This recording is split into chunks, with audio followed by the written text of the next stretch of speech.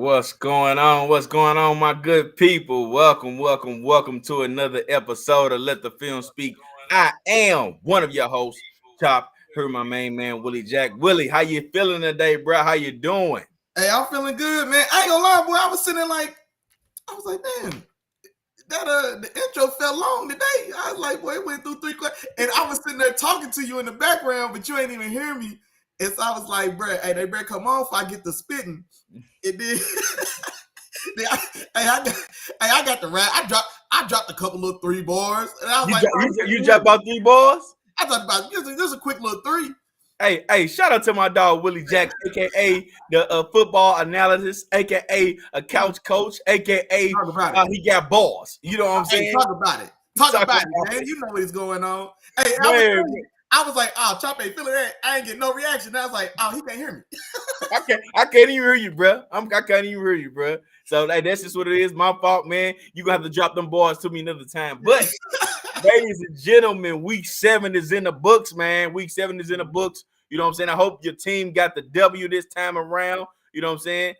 We wasn't there, so we ain't quite get there. So, you know, we was on a bye week this week, but I hope y'all teams got y'all W's, man. I hope y'all feeling good. You know, what's y'all records, man? Tap in. If y'all in here, tap in right now and check in with your dogs. Like we tell y'all all the time. Like, share, and subscribe, man. When you walk in the door, that's what you do. Like, share, and subscribe. When you walk in your mama house, you don't walk in without speaking, do you? You know what I'm saying? So when you come in here, like, share, and subscribe, man. Y'all know what to do. Y'all know what time it is. You know, and y'all know how we doing it, man. Like I said, week 7 is in the books. Weekly pick'ems, man. Get your picks in. As of right now, the standings are Jared. We got a new leader, baby. Jared Mitchell, my dog Jared Mitchell. He's sitting in first right now, sitting at 60. Willie Jack sitting right behind him with 58, man. And guess what? Your dog Chop. He done made his way back in the picture, man. He's sitting right behind you with 57, bro. Chop pencil whipping us, bro. Chop was back 12 games, y'all. Chop was back 12 games last week, man. I'm telling the truth, man. I'm exposing them. All these have been recorded, so go back and look at them. You can do the math yourself. You know what I'm saying? Hey, if you think I'm doing math wrong, you go back and count it yourself, man. That's all I'm gonna tell you. But hey, man, weekly pick'ems. Go ahead and get your picks in. Of course, y'all know we got a Thursday night game tomorrow. We're gonna jump into that. And you know, we got the Sunday games, man. So make sure y'all get your picks in. Also, I know y'all be forgetting sometimes. Y'all like to sleep in. Y'all done went out Saturday night. It's a London game Sunday morning, man. So get your fantasy lineup set the night before. You know what I'm saying? And also get your picks in for that game. Don't try to send me no picks, you know, at no 11:30, man. Talking about with the London game in there. Nah, because you ain't getting that one, bro. As that game already started. Might be over at that time. But of course, you know, me and Willie Jack, we always gonna give you that we're going to update you on Chopping Willie in the morning. So before we get into those, though, let's go ahead and jump into some news, Willie Jack. Some news, man. We had a couple moves since the Christian McCaffrey move, man, that's happening. First and foremost, to another running back. We had James Robinson, former running back of the Jacksonville Jaguars. He was traded to the Jets, especially after the horrible news that came over from the Jets, man, with Breece Hall. I know y'all heard the name. Me and Willie Jack been talking about it since he been balling. Breece Hall is out for the season with a torn ACL, man. So the Jets go out, they go get another running back, man. They go get James Robinson, bring him over to add to that backfield with Michael Carter, man. Willie Jack, how you feel about that one? Man, I'm not gonna lie, man. I like the move. The move made a lot of sense. And so they had an obvious need when Breece Hall goes down. Like I said, he was just starting to kind of like, you know what I'm saying, really hit a stride and announce himself, had a very big run in that game, and then, man, of course, suffers the unfortunate injury. And so, lo and behold, man, they got Chop's old dog, man. Chop's old good buddy James Robinson sitting there waiting in the wings, and you go out and make a move. What did you say was a fourth? What was the conversation? So the conversation for this trade is actually was a 6th-round pick that the Jaguars received that can become a 5th-round pick depending on incentives and playing time and all the other good stuff. Okay, yeah.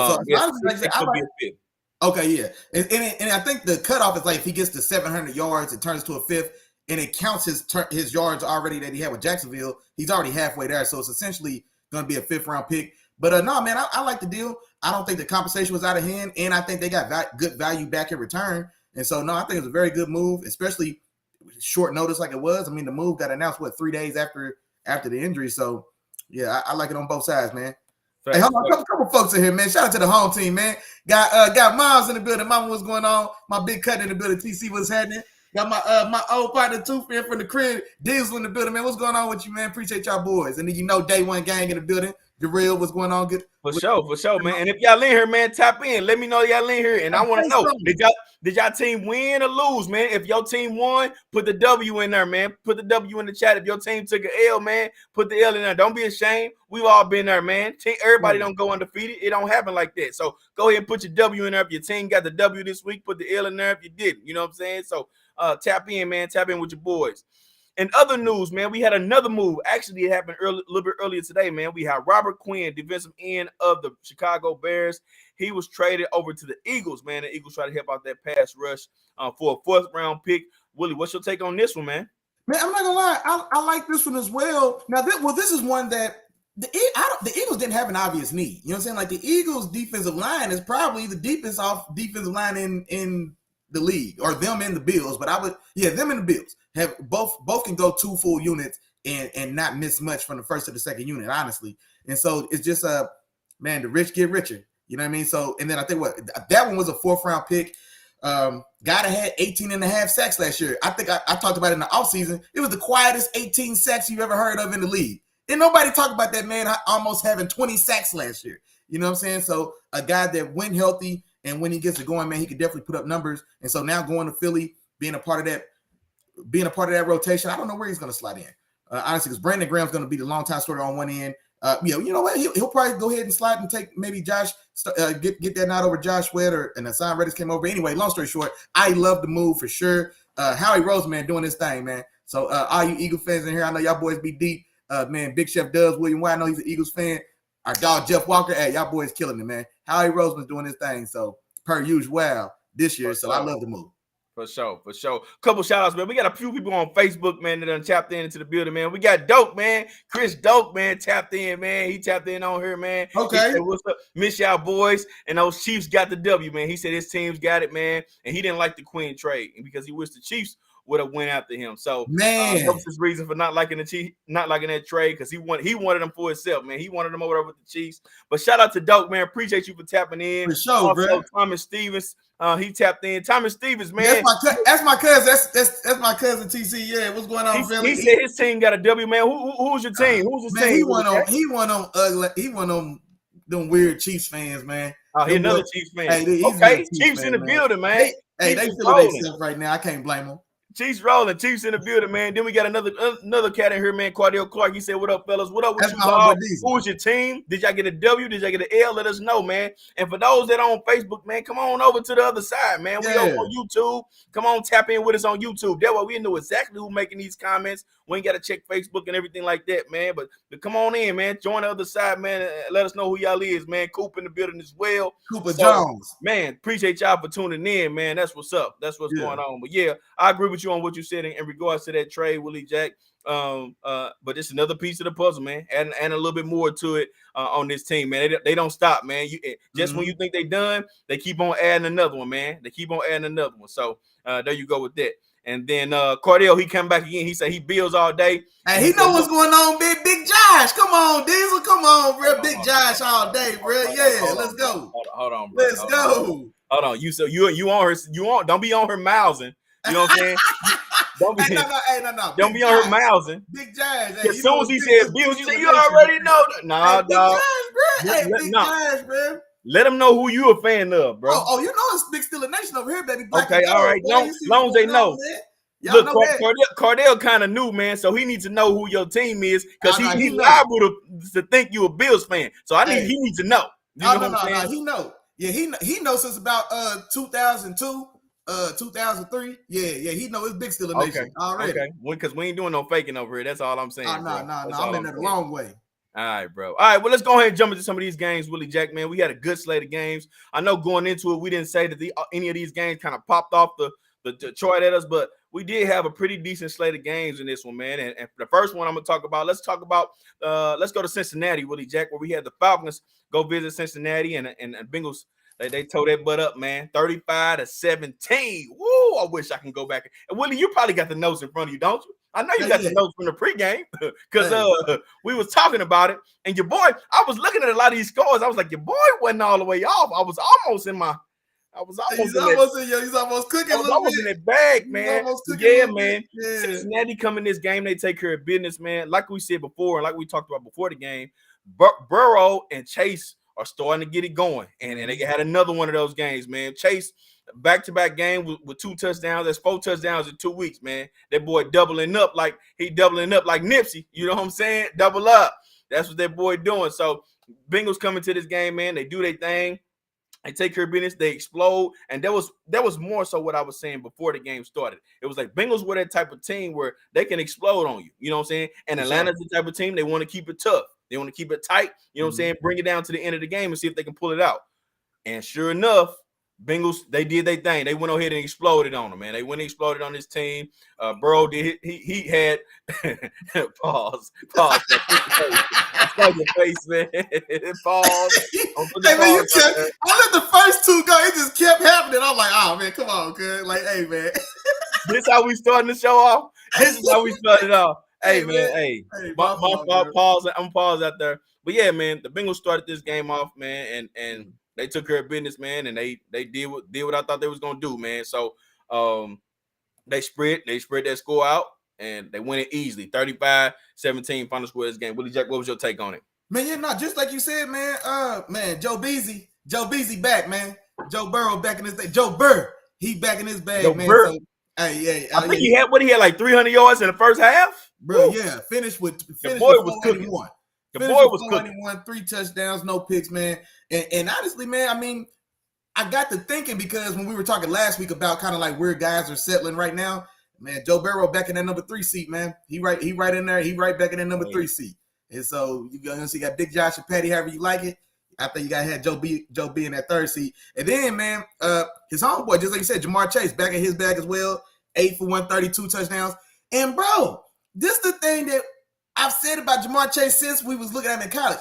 He just don't look explosive, but he's running away from boys.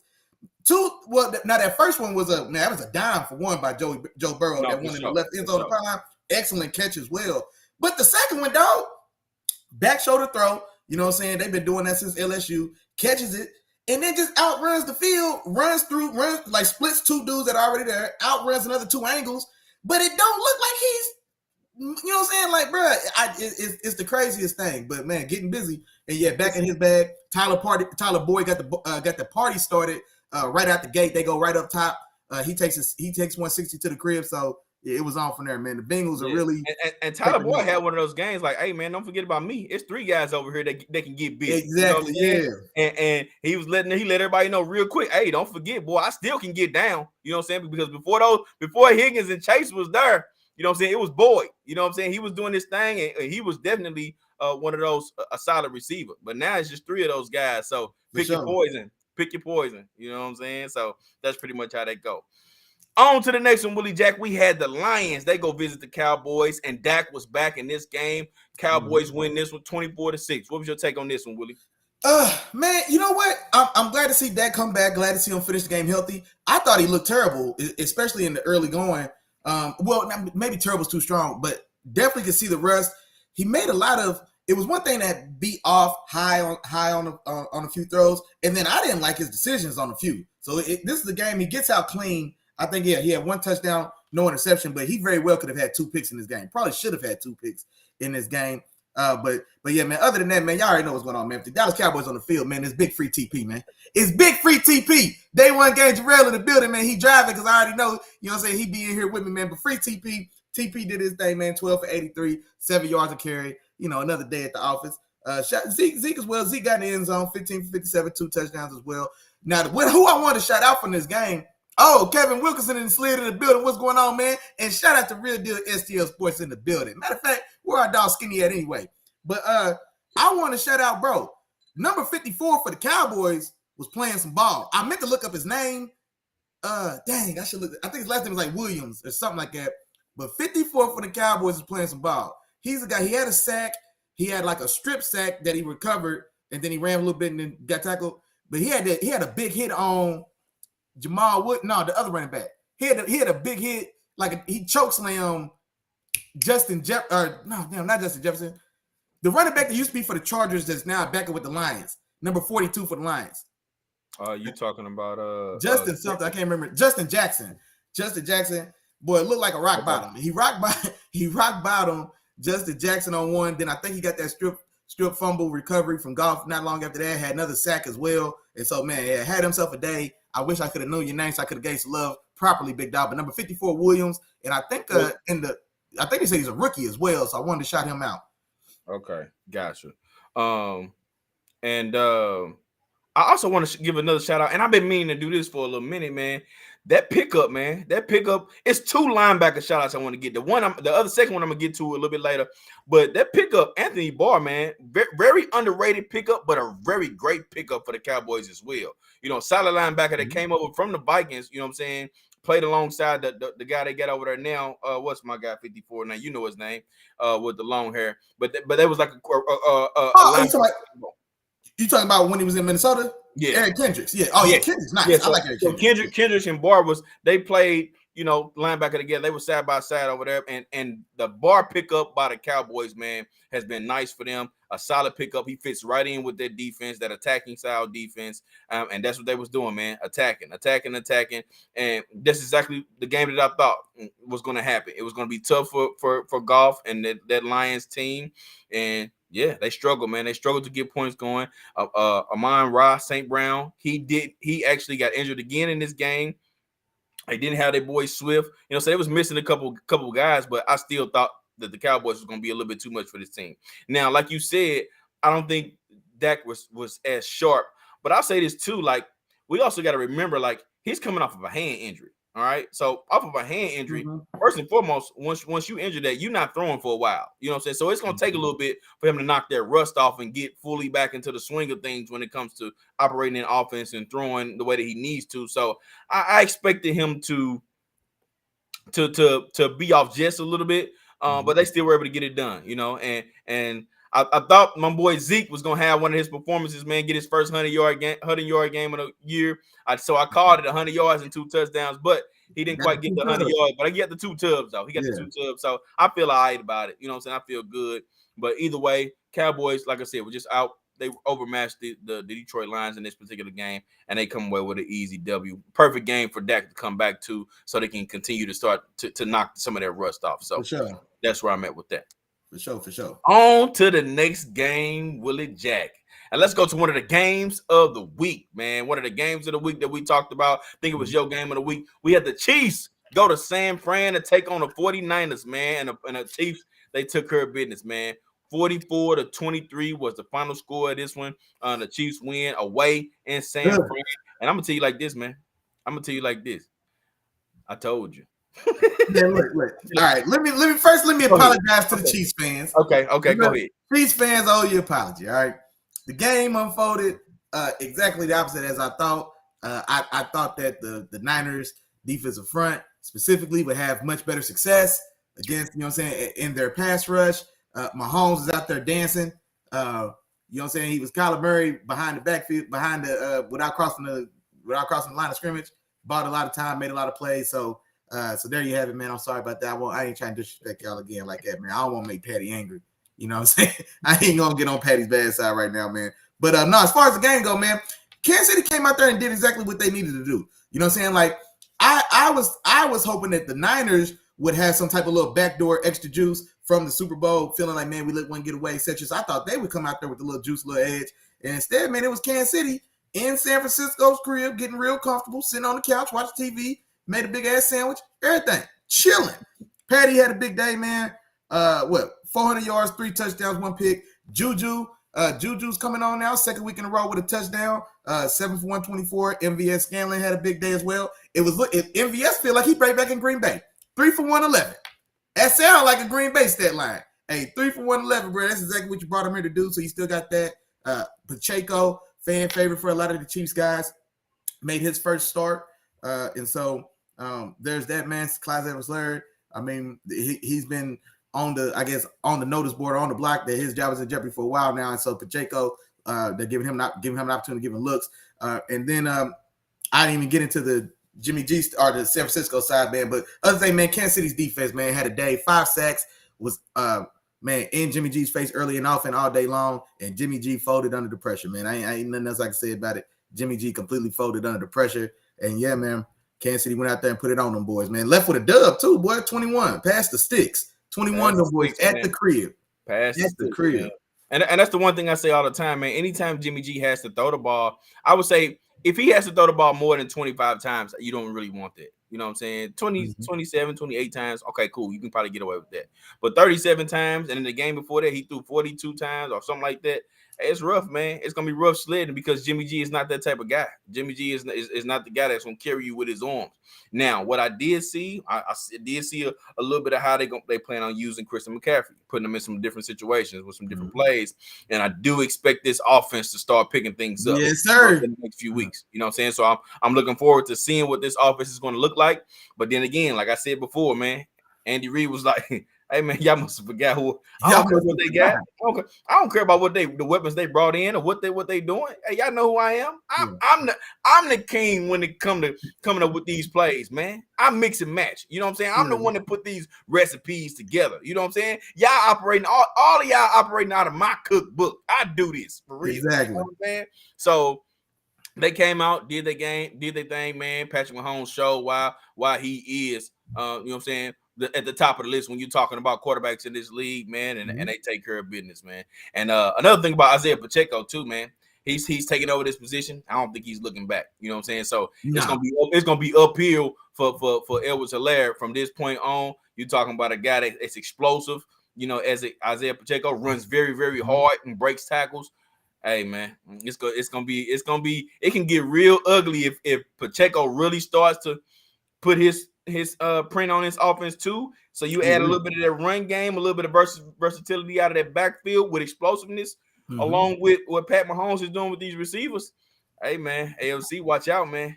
AFC, watch out. Yeah.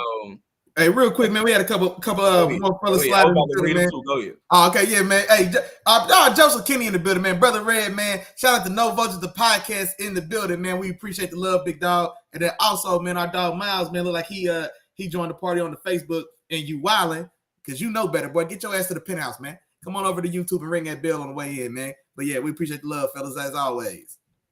Oh, real quick, man. Brother Red, before we get out the cheese, he said no credit to Biemi. He's the offensive coordinator. Hey, man. Hey, I'll let Chop handle that, man. What you feel about Biemi? How you feel about his contribution to the performance? I'm gonna say like this. From what I've seen, Bieniemy is the sidekick to Reed, man. Reed is doing that, man. Reed is the head of this. I'm not saying that Bieniemy is not contributing. I'm not saying that for sure. You know what I'm saying? And we root for him, and we've been rooting for him for the last couple years. You know what I'm saying? Been wondering why he hasn't been getting a job. You know what I'm saying? But also at the same time, we on the outside looking in. So is Bieniemy really contributing enough to where people are really considering him as a potential head coach? I mean, that's a legit question. You know what I'm saying? Is he, or does Andy Reid have his hand in too much of this? You know what I'm saying? He got his hand in the pot. You know what I'm saying? To where you know how you teaching your son how to do some stuff. You know what I'm saying? And Bieniemy got his hand on the spoon, stirring the cake mix up. But Andy Reid got his hand over his hand, teaching him how to spin it. You know what I'm saying? You know how you do a little kid. I'm just trying to tell y'all. If I had to point it out and lay it plain to y'all, man, hey, that's what I see, man. Bieniemy might have his hand on the spoon, but Andy Reid hand is over Bieniemy's like, hey, no, this how you stir it. You know what I'm saying? You gotta whip it like this. Man, look, I'm gonna let Chop get up out of there because he was going. I don't know where he was going this now. This is why, yo, because see, Chop got kids, and now it starting to make sense. I'm sitting there like, well, what the hell? Why you got your hand on a kid's hand on the spoon? Yeah, Chop got kids, man. But no, I think, man, we just like Chop said, man, we've definitely championed and you know wanted to support Eric Bieniemy and his desires to be a head coach, man, and want to feel like he gets a real shot. But honestly, man, the thing that's kind of changed, my outlook on that situation is the feedback from players. So it's one thing I didn't want to feed too much into the league rumors and things coming out, but then when you have some players coming out poking holes in his credibility, that's I think where it gives it a little more credence for myself and for Chop. And so the book out on him now is that it's one thing to be a coordinator or a person under a mastermind. So you know, like Mike McDaniels in Miami, who was under Kyle Shanahan's tree, but he still had actual independent contribution to the program. it sounds like Bieniemy doesn't necessarily have independent contribution, but he's he's a staff sergeant. You give him a command, he can give a command as good as anyone, but he doesn't necessarily, or what players are starting to say is he doesn't actually have a great mind for offense or actually calling plays, but he is a guy who, he can pass down an order, and he's very curt, he's direct, he's, more militant in his approach, but that's, I guess, been the knock. And like I said, now that it's coming from players, now I'll give it a little more credence than I was giving it before. For sure. All right, Willie Jack. Let's keep on pushing, Willie Jack. We got another one, man. Another game we want to get to, and this one right here, man. This game right here comes with some news. So we have the Colts. They go to Tennessee to take on the Titans, man, in a divisional matchup. And I talked about this on Chop Willie in the morning. You know what I'm saying? If y'all don't know, Chop Willie in the morning, Sunday mornings, 10 a.m. Oh, they know. Yeah, better know. Just in case, we're gonna keep on letting you know. We're gonna remind you. But the first time around, this is the second time these teams faced already. The first time around, the Titans came away with the W, and the second time around, this time in Tennessee, Titans come away with the W again, man. Titans take care of business, and they won in the way that I thought they was going to win. You know what I'm saying? The Colts offense has been struggling pretty much this entire time. We've seen a few good spots from them, but they've been struggling. And then on top of that, Derrick Henry's coming in. He's still back rolling. 30 carries, over 100 yards. You know what I'm saying? So he's still doing his thing. And Tennessee just took control. And then with the big pick six, you know what I'm saying? That pretty much was, all she wrote. It was going to be hard for the Colts and uphill because of the lack of production that they're getting on the offensive side of the ball. Even Jonathan Taylor, man, I expected a lot more from Jonathan Taylor. And this year so far, he's struggled. Now, that's not to say that at some point he won't get it going. But as of right now, you know what I'm saying, this offense is really struggling. Now, getting to the news part of it. So the news part of it, and I don't know if everybody's seen it, but Sam Ehlinger, second-year quarterback out of Texas, has been named a starter, and they plan on making him the starter for the rest of the season for the Indianapolis Colts. Okay? Now, this says a couple things. First thing it says is, hey, man, they don't believe in Matt Ryan anymore. You know what I'm saying? It's not that he still can't make some throws, because we've seen it. We've seen him. He's made some throws this season. You know what I'm saying? Has he been consistent? No.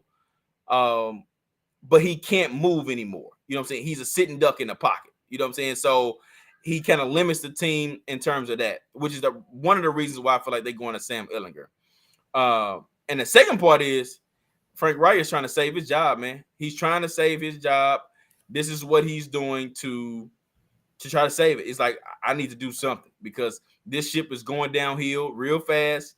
I could be without a job. I need to try to make some type of move, provide some type of spark. And Sam Ehlinger is the type of quarterback that can bring a little bit of spark to this particular team. Now, my last thing is before the 2021 season, okay? Not before this season, before last season. I kind of told y'all, man, Matt Ryan was on his way. You know what I'm saying? I seen it. I seen it in his play. He was on his way. You know what I'm saying? So here he go. Hey, I'm just trying to tell you, I seen it in his play, and he was on his way. And I was trying to tell people, man, look, he ain't got that many years left. When he was over in Atlanta, go ahead and rebuild, man. Let's go ahead and start the rebuild process. You cannot win now. What I'm going to do is I'm going to play a quick clip.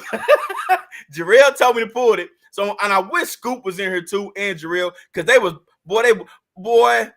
I can't say what I really want to say, but they was riding with Willie all day long from the rooter to the tutor. That's the old people say. From the rooter to the tutor.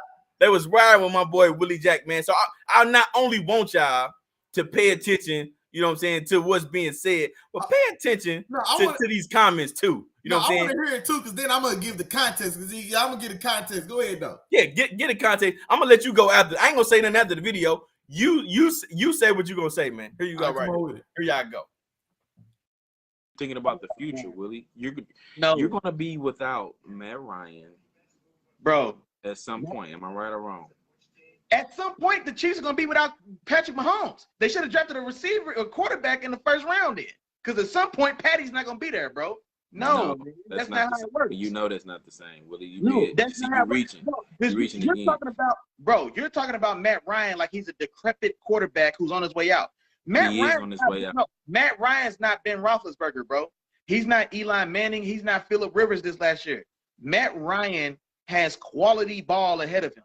And for a team that could have won 10 games this year, it wasn't because Matt Ryan is playing like trash that they lost 11 games. No, he did his part. The defense didn't do their part. They owe him 5 dubs. He did enough to win 10 games. 10 games got them in the playoffs or damn close to it. Matt Ryan has quality ball left. You still paying Julio $20 million a year. You paying Matt Ryan $35 million a year. You don't. You're stuck paying those guys, and they can still play. How many years does Matt Ryan have left in him of quality ball? 3 at least. At least 3. Okay. At least 3. Right. Matt Ryan is the same player today that he was 3 years ago or 4 years ago when they went to the Super Bowl. He's still that. All right, look. Let me clear that. The crux of the discussion was they should have drafted Justin Fields instead of Kyle Pitts. That was the crux of the argument. And then the basis for that pick was his thoughts on Matt Ryan. And my argument was like, no, Kyle Pitts is real generational or the closest thing we've seen to it. And there'll be another Justin Fields. You know what I'm saying? Like there'll be another one of those. But in fairness, Matt Ryan's last year in Atlanta, and I'm glad we heard that clip because remember, they lost like 6 games when they had the lead in the last 2 minutes of like half their season, literally. So he had the lead in the final like 2. I'll also even say like the final 4 or 5 minutes in like 6 of their losses, and so they literally were on the precipice of being a 10-win game if the ball bounced the other way. So in fairness, now. It was a different Matt. We were talking to Matt Ryan last year. Now, who could have seen how badly it was going to go in Indy? I can tell you who's seen it. I can tell you who's seen it. You looking at them. I'm gonna find a clip of when that trade got announced, and I guarantee you feel good about it when he's going to Indy. I know you feel good about it. No, but see, that's the thing though. This is what I was saying about Atlanta, right? He said, and Jarrell in here too. And I'm glad Jarrell in here because he was one of the ones co-signing you. Oh, yeah. Man, everybody that was in the chat that night was co-signing Willie Jack. Everybody was co-signing Willie Jack. You know what I'm saying? So my thing was this right here. This was my explanation. I was like, look, they were already in talks about getting rid of Julio. You know what I'm saying? So I'm like, okay, if you're going to get rid of Julio, essentially what you're doing is you saying, all right, we're not going to go all in now. So if you get rid of Julio, why are you going to draft Kyle Pitts to try to, maybe not replace Julio, but why are you drafting Kyle Pitts? Go ahead. If you're going to get rid of Julio, go ahead and try to start it over. Go ahead and rebuild it. Get you a quarterback now. You know what I'm saying? But now, this is at that time, right? So we're not talking about what the quarterbacks look like now, but go ahead and get you a quarterback so that you can start the rebuilding process now. You know what I'm saying? Willie said no because Matt Ryan got a few years left in him. What do they do the next year? They ship Matt Ryan out the door. They get him out of here, and they bring in Marcus Mariota. You should have drafted a quarterback. Now, it's not that, and my point was, it's not that Kyle Pitts wasn't a generational talent. He is a generational talent. And y'all know, if y'all been watching long enough, I've been saying they need to figure out a way to get Kyle Pitts the ball since the season started this year and last year. I said they need to figure out a way to get that man the ball because that man is good. He's got all the skills necessary. Figure out a way to get that man the ball. So that wasn't my point. My point was, in terms of building the team, quarterback is the most important position on the field. You know what I'm saying? So go get that. You know what I'm saying? You early in the draft. That's it was a 7th pick, right? Kyle Pitts was number 7. He went 7. Yes. It was 5 potential first-round quarterbacks that year. 5 of them. You know what I'm saying? Go get one of them. That was all I was saying in terms of that. You know what I'm saying? So that's what it was. And I was like, look, man, Matt Ryan ain't got long, man. It's about time. Y'all, this is y'all chance. Y'all got 7th pick right now, and there's 5 quarterbacks available. Y'all better go get one because next year ain't promised. One last thing. I'm gonna let you have I'm gonna let you ride off into the sun. One last thing I'm gonna say is let's not forget that the guy that they were gonna take at 7 was the 4th quarterback on most. He was my 4th quarterback. I know he was your 2nd. No, third quarterback. I think no. Let me see. He was my. I think he was my third. I think he's my third because I had Trevor. Trevor Lawrence, and I had what's my guy name that got injured? Had Wilson. Did you have Wilson too? Trey Lance. No. You had Lance one. You had Lance one. Lawrence. No, Lance was two. I couldn't pull the trigger. Remember, I was scared to pull the trigger. Oh, I had Lance two. I had Lawrence first, Lance two, and he was either 3 or 4. He was either 3 or 4. You had him higher than me because remember at first I had him at 5 because I was just it was ugly, and then I went back and then I moved him up to 4. But no. So in fairness, he was in. We got to keep in account all the rhetoric and the talk around Fields at the time. He wasn't viewed as highly across the board. So if you had him at 3, I had him at 4. I think I was probably in the minority at 4. I think most people would argue probably in the minority 3. Most people I think had him probably closer to 4 or 5. So if you're getting the 4th best quarterback, that lets us know he's not necessarily generational, he's not et cetera, and it's a top 10 pick. And at the time, it really looked like Matt Ryan had at least 3 more years. We just seen Tom Brady play the 52. I'm just saying, man, I wasn't completely just wilding. That's all I'm saying. But history is 2020. Clean it up, bro. Chop, man. Hey, I give you half a point because Justin Fields would have been the answer though. Because Justin Fields, boys, hey, we gonna get to him. We gonna get to him, but Justin Fields wasn't the right pick though. Not the way it's looking. Not the way it's looking. We'll get to Monday night. We get to Monday night. Don't worry about it. But yeah, we'll see. And he hasn't been. I can go in. We can go all day on that. We'll get some more time on it. But either way, man, back to this story. Like I said, Indianapolis, they come away. Tennessee comes away with the W, 19-10. And from this point on out, we are going to see Sam Ehlinger as a starting QB. Do you want to hit these comments, Willie Jack? You want to hit this one with my man, Brother Red? Brother Red, is this the one you're talking about? Matt Ryan is getting a starter check and Cam can't even get a backup paycheck. We complain about brothers not getting that backup spotter checks, but really comparing Matt Ryan to Tom Brady. Okay, now here's the difference though. So Cam, now I think Cam, and it's some of it is situational and some of it is admittedly Cam Newton's on doing. I think I talked about it last week when he did that interview on the Pivot where he admitted like he didn't put himself in the best positions to win. So he was eager to play. And so the 2 opportunities he jumped on were very just bad opportunities. He essentially set himself up for failure. So when he goes to the Patriots, now mind you, Carolina kind of, they played him. They released him so late into the process. There was no chance for him to, for one, have an opportunity to evaluate where's the best fit for him. And then also to get there in enough time to acclimate. So people forget he got to the Patriots, mind you, and I'm going to speak facetiously a little bit because I don't remember specifically, but let's say he got to the Patriots a week and a half before he would be starting. And now some teams you can show up and do that. The Patriots offense, we know you can't. The Patriots offense looks like a college economics textbook. You know what I'm saying? So you can't just show up. You know what I'm saying? Oh, Jeremy, Chop remember Dr. Flanders? He just show up. Yeah, they just gonna show up in micro econ and just wing it. Like, no, you know what I'm saying? Like you can't just do that. And so it was a tough situation. And then if we remember, he played actually pretty well, I think the first 2, maybe 3 games, and then he got COVID.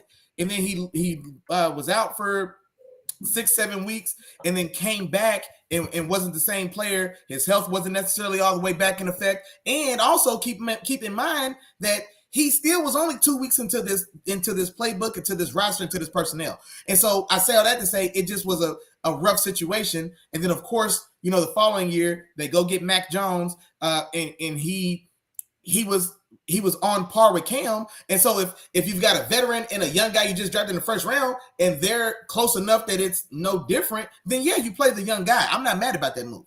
The next one is going to be Carolina. That's just another situation. But the same thing. They announced his signing on like the Monday after a Sunday night loss. He started Thursday. He started that Thursday. You know, literally. And so it's same thing. Now it's back in Carolina, but there's like maybe 3 players on that roster that were there when he was there, including C-Mac. You know what I'm saying? And a young DJ Moore when he was still there. But, you know, so it's maybe 2 or 3 guys there, but that's a completely different team. Outside of it being in Carolina, that is a very different situation. New coach, new personnel, new playbook, and the same thing. He shows up And because he's, you know what I'm saying, because he's Superman, he just jumps right in. And so another one, he just put himself in a bad position. And so now he's kind of, I mean, and like I said, I don't want to put all the blame on him because he's eager to play, but you only as good as your last play, big dog. And your last 2 stops was rough. And so Matty Ice, mind you, coming from Atlanta, and Atlanta, it looked like he still had ball. It looked like he still had ball, but he was on a poo team. You know what I'm saying? Like, that's what it looked like. But now that he's with the Colts, now for him as well, different situation. He's an old guy. He's an old dog trying to learn new tricks. But it's ugly in Indianapolis. And so now he's being relegated, I guess, to a backup for Sam Ehlinger. But this isn't a position. This isn't a situation where Cam was denied an opportunity and Matt Ryan just got one because of the good old boys club. I don't think this was that situation. For sure.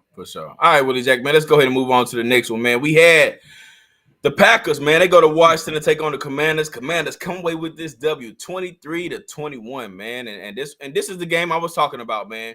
I went Green Bay in this game, but before the game, I said this is Will. I was like, this is the game that scares me because without Carson Wentz is that type of quarterback that's gonna hold on to the ball and he was gonna play into the Green Bay Packers' hands. He was gonna hold on to the ball. He might force some throws, throw some turnovers. You know what I'm saying?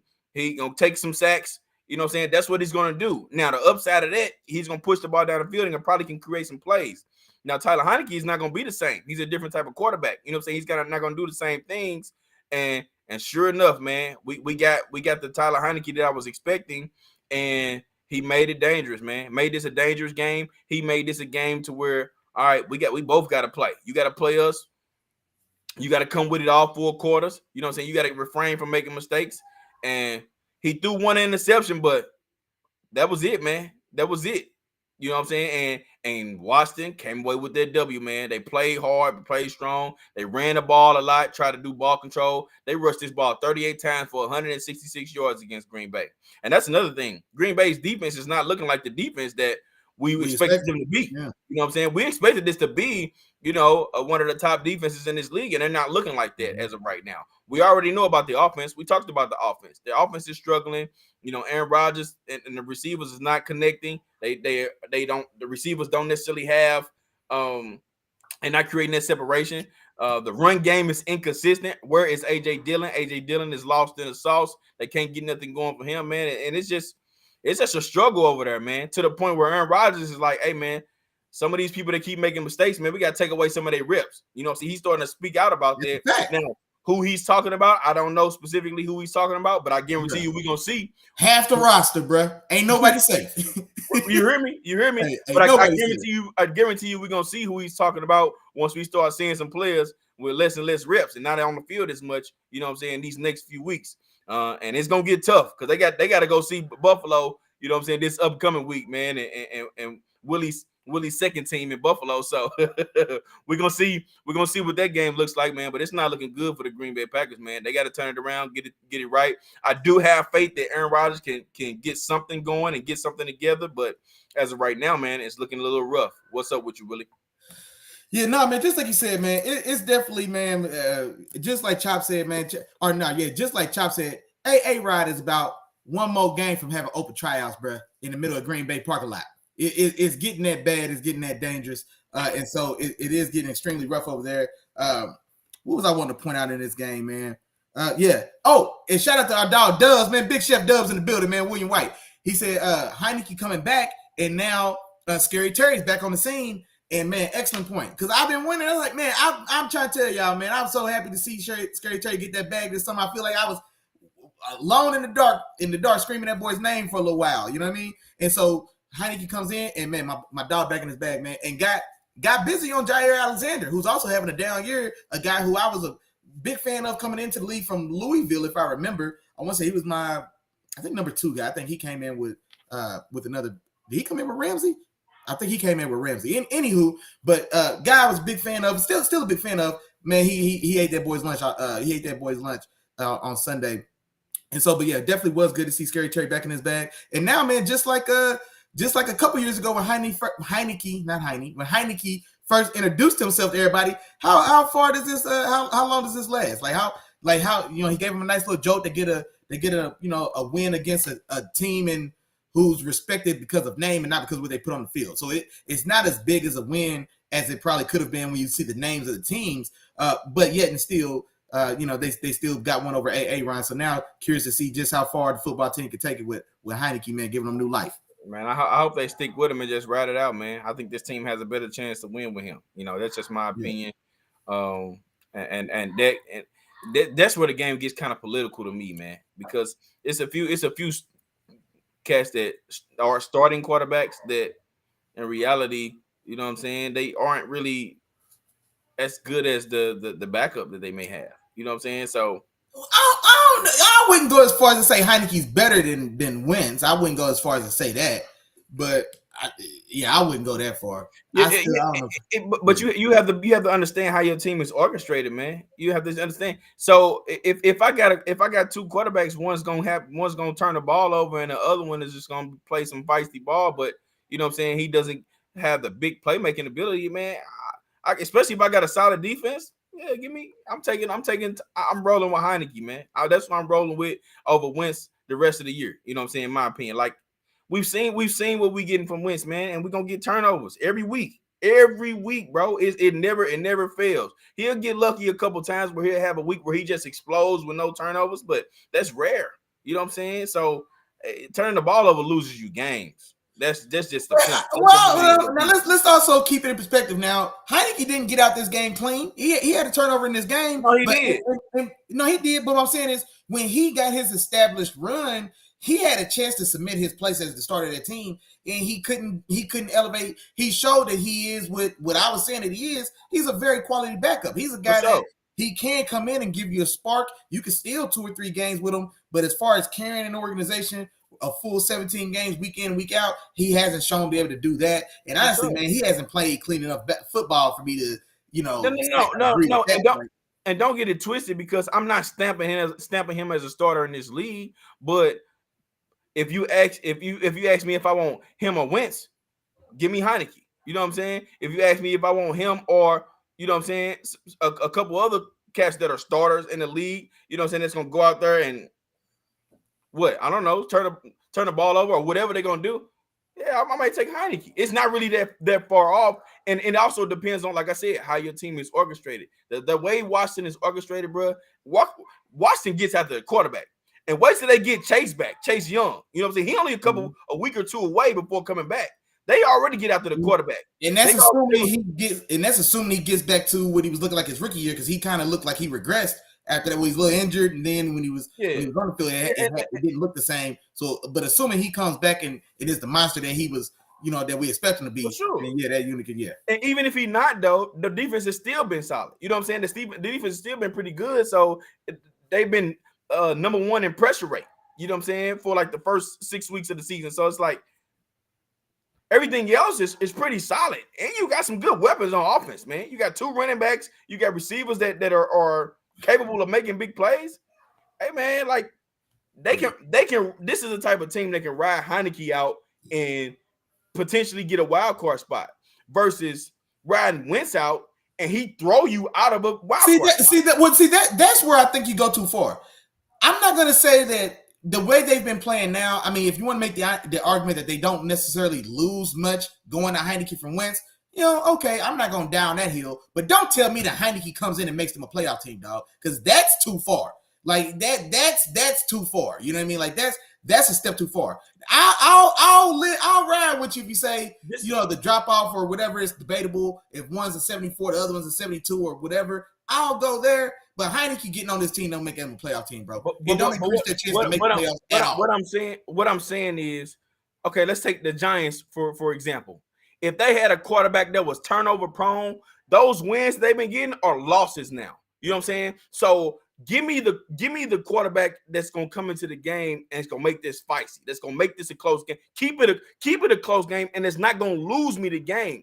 And that's what I'm talking about, bro. No, that's a good point. But what I'm saying is Heinicke hasn't showed us that he's that guy that you're saying. Heinicke had an opportunity. Somebody tell me what's his win-loss record when he started 12 games last year. You know what I'm saying? And what was his turnover to touchdown ratio last year? I'm saying, like, I dig what you're saying. If you've got a backup who's been proven, if you've got Kirk Cousins when he backed up RG3, that's who. Heineke's not Kirk Cousins, because Kirk Cousins was exactly kind of what it sounds like with the comparison you're making. He's not as dynamic as RG3. He can't make the exciting plays that RG3 makes, but he can deliver the ball accurate and on time, and he won't necessarily cost you a game with a turnover. Heinicke isn't that mold. Heinicke is also a bit of a gunslinger. Carson Wentz is just a gunslinger that can't shoot. You know what I mean? He's not Aaron Rodgers or Patrick Mahomes or even Brett Favre on a good day, but he's still a gunslinger.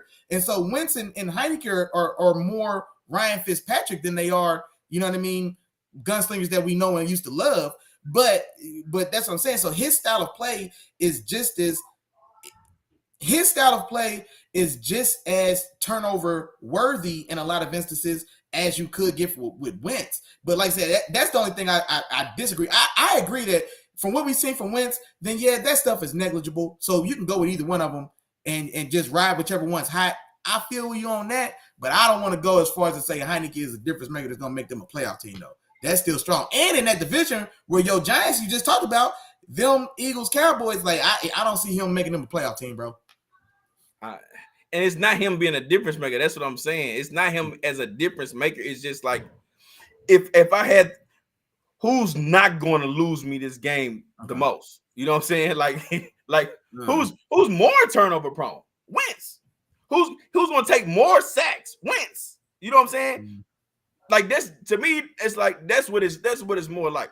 Now, who has the potential of throwing more touchdowns in a game? Wentz.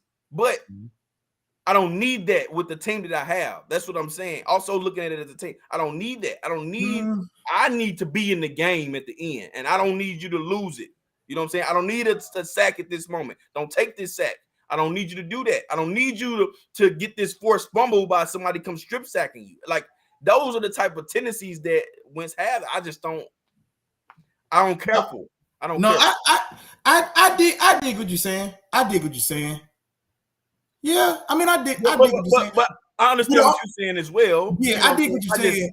Now, here's the question I would have, though. When since that division is so tough, then I don't know, because that defense, like that style of play and what you're saying, if he can give them that, where he just doesn't rock the boat, if he could turn into Ryan Tannehill, you know what I'm saying, then I think you have a point. But you got to remember, the rest of that team, they have pieces, but the rest of that team isn't still necessarily at a like contender level. Like their roster is still the worst roster with or without Wentz or Heinicke. If you take them off, their roster is still the worst roster in that division. I wouldn't take their roster over any of the other three rosters. I'll take their roster over the Giants roster right now.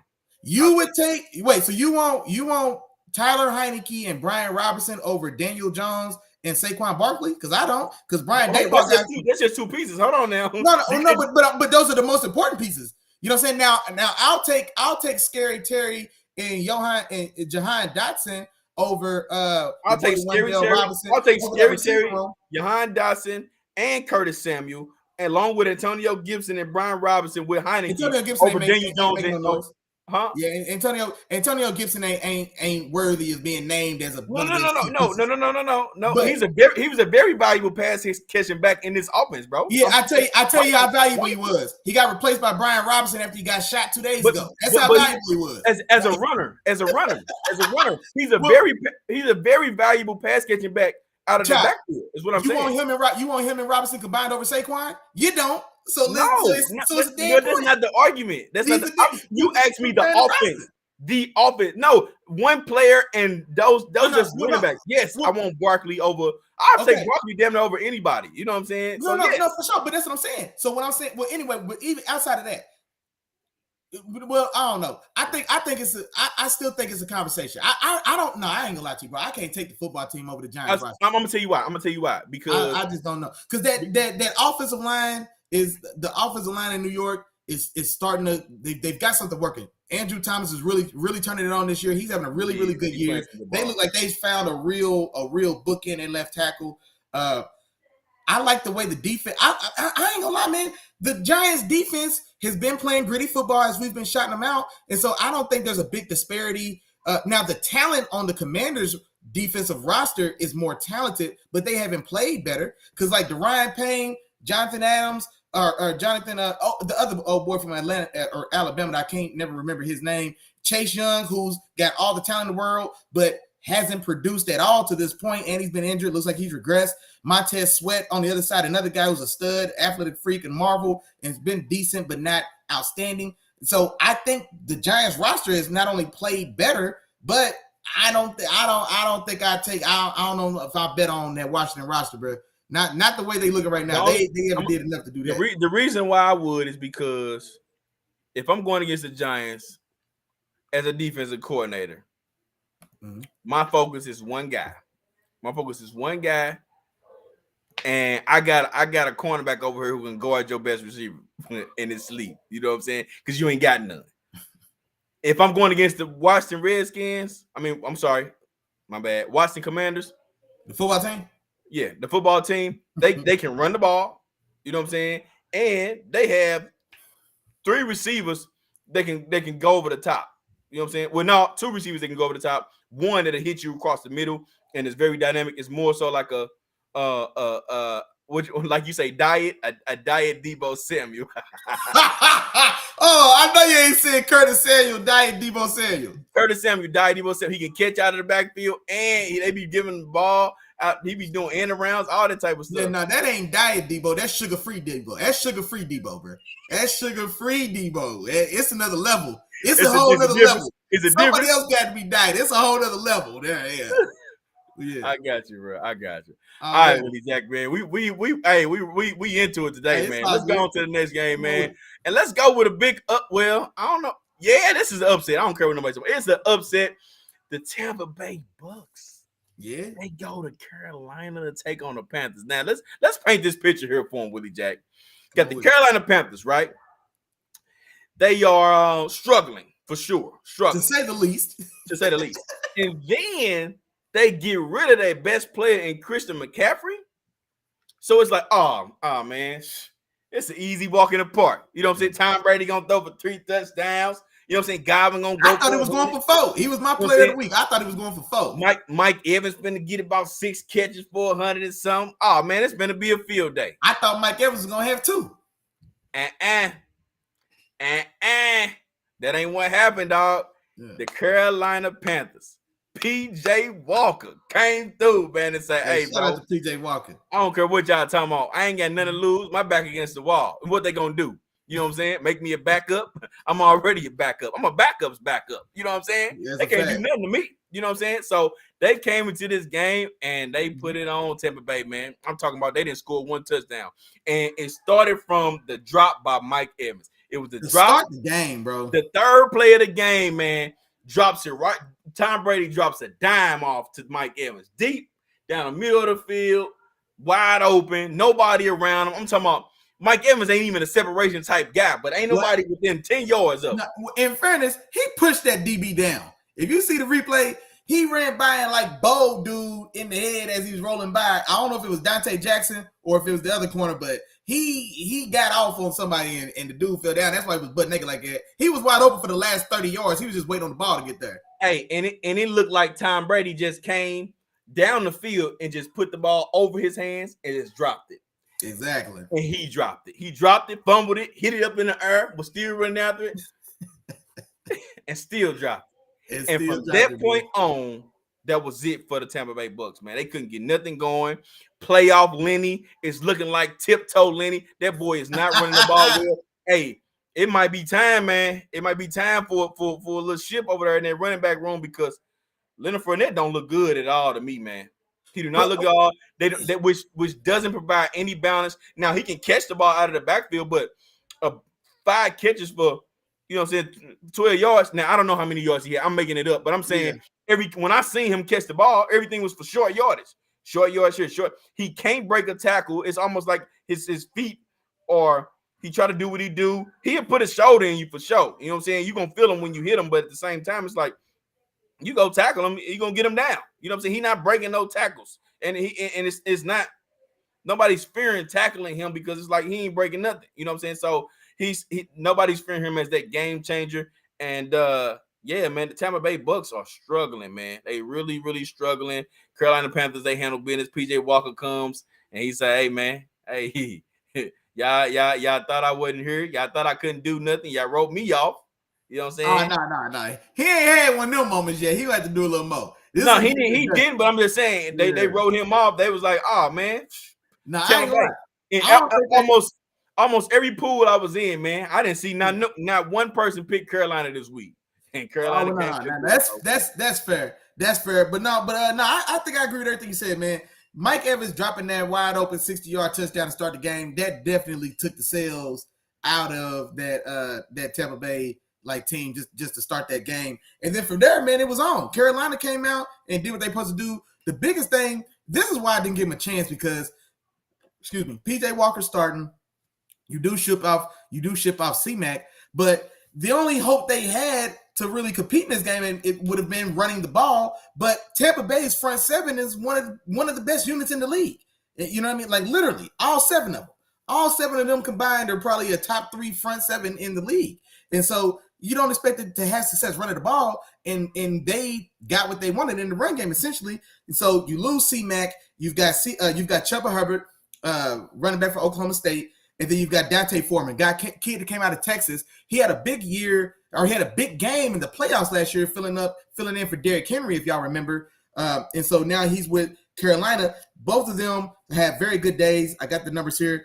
Dante Foreman, 15 for 118 with a long of 60. That's an average of 8 yards a carry, 7.9. And then Chubba Hubbard, man, 9 for 63 and a touchdown, 7 yards a carry. You got your two running backs average 7 yards a carry. PJ Walker also contributed some rushing. To his credit, didn't throw any interceptions, 16 for 22, only 177 yards, but two touchdowns, no interceptions. And so, yeah, man, Carolina just came out there and took it to him.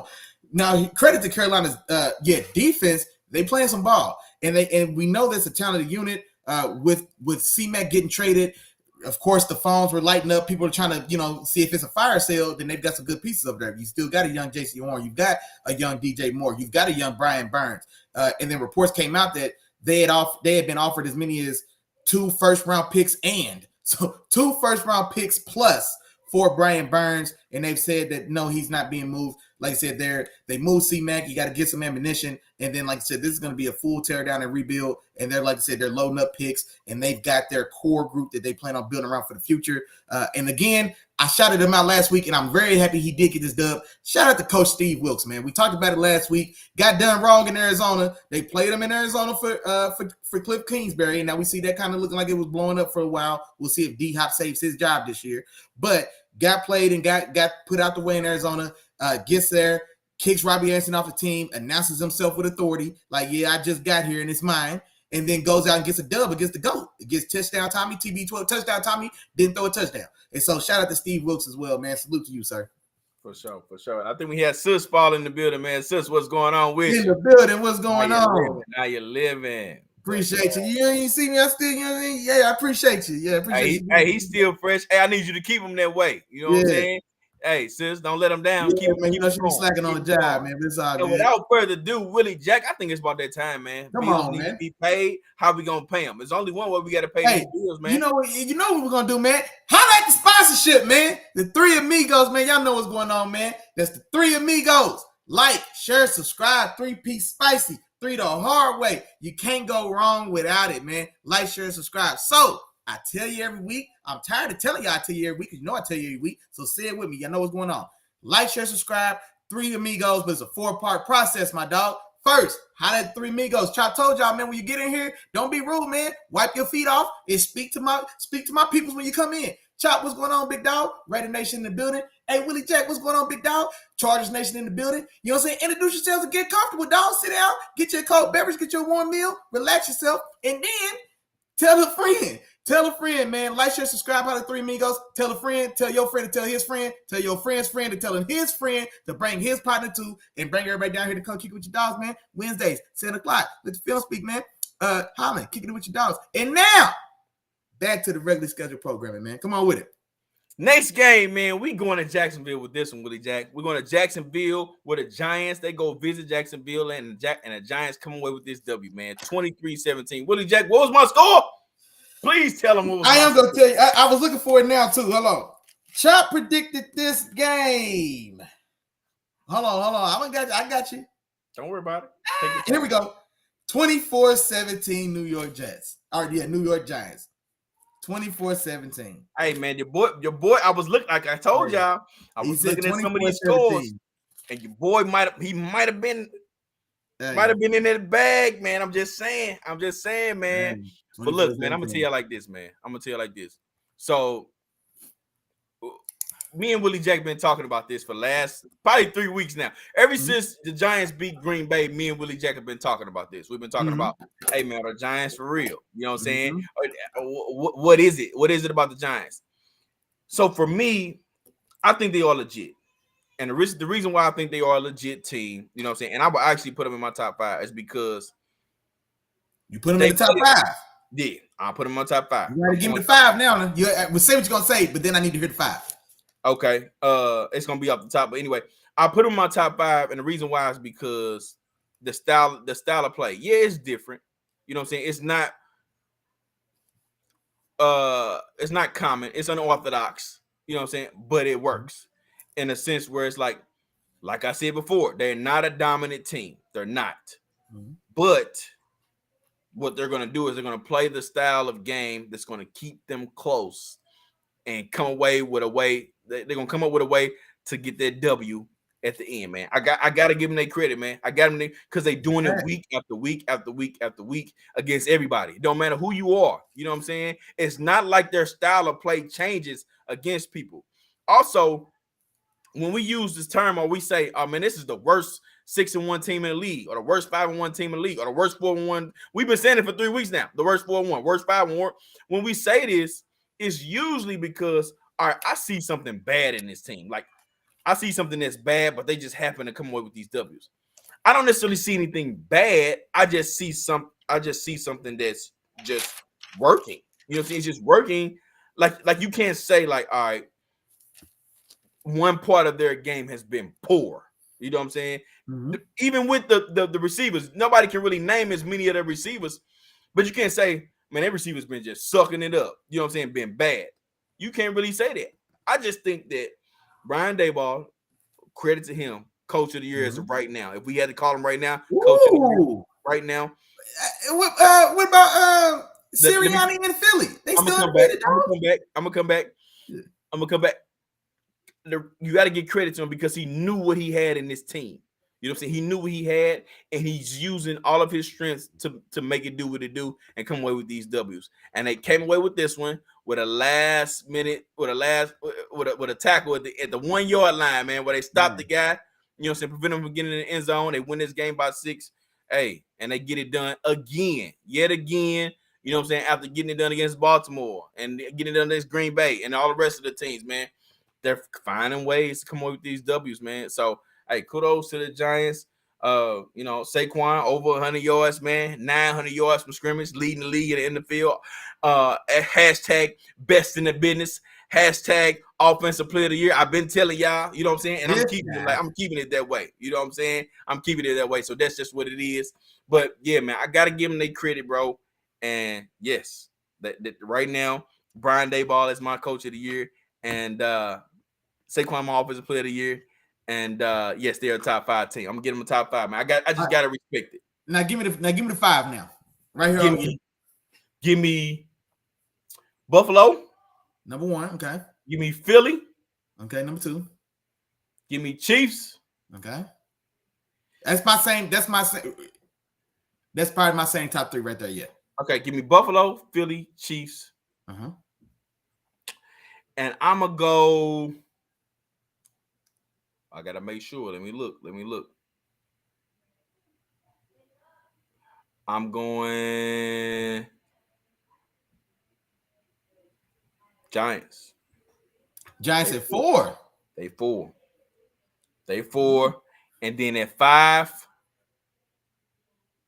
I'll go right now. No better time than right now.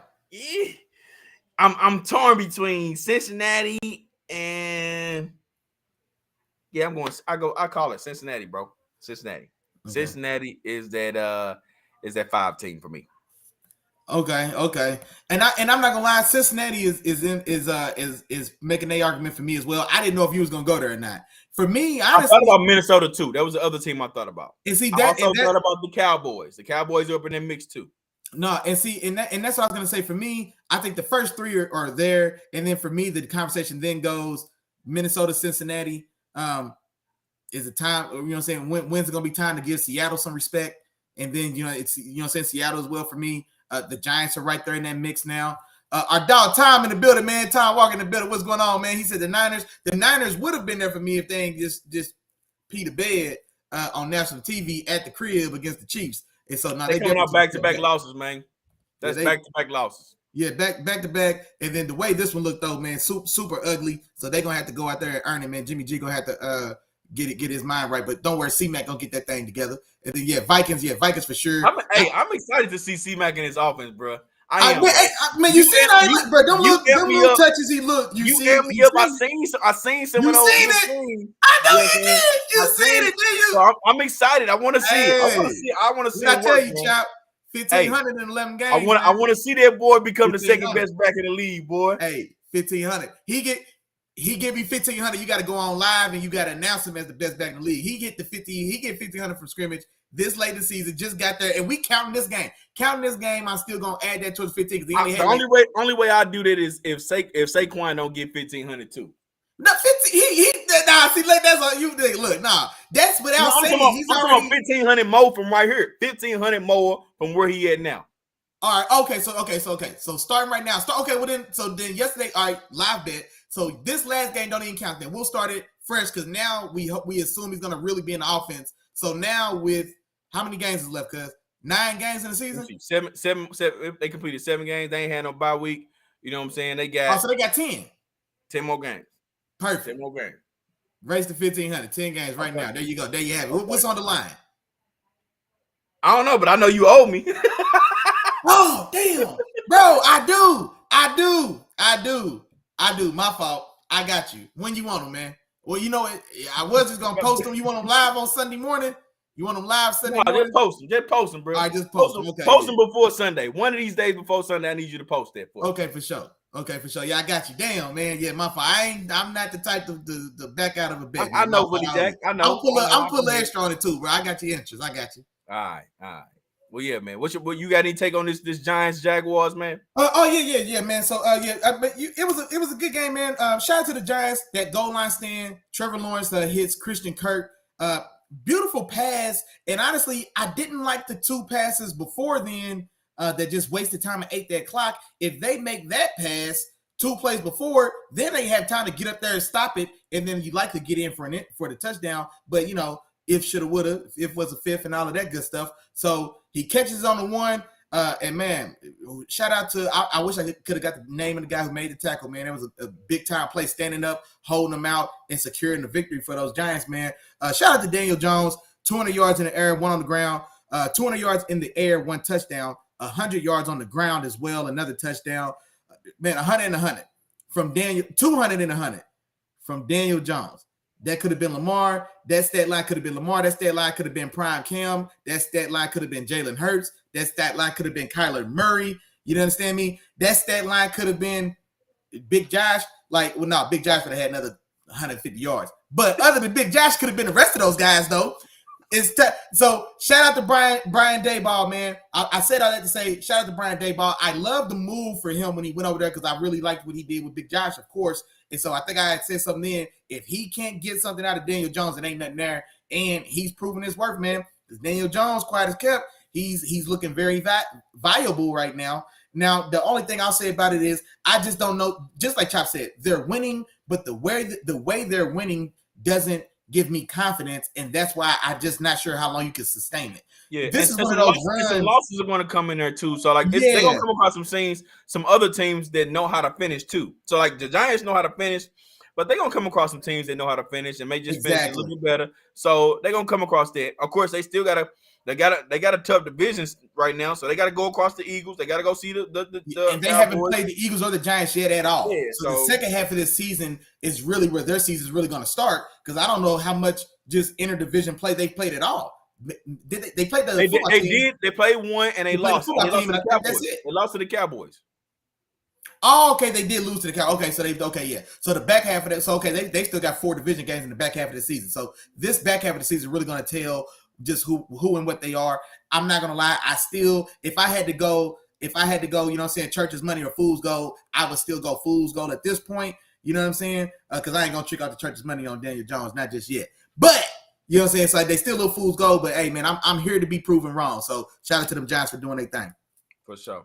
On to the next game, Willie Jack. We had Cleveland divisional matchup going to Baltimore to take on the Ravens. Ravens come away with this W 23-20. Willie Jack, what was my score in this one? Damn, you called this one too? I'm not sure. No, you didn't. Now this one you called 26-17. Okay, all right. I'm just double checking.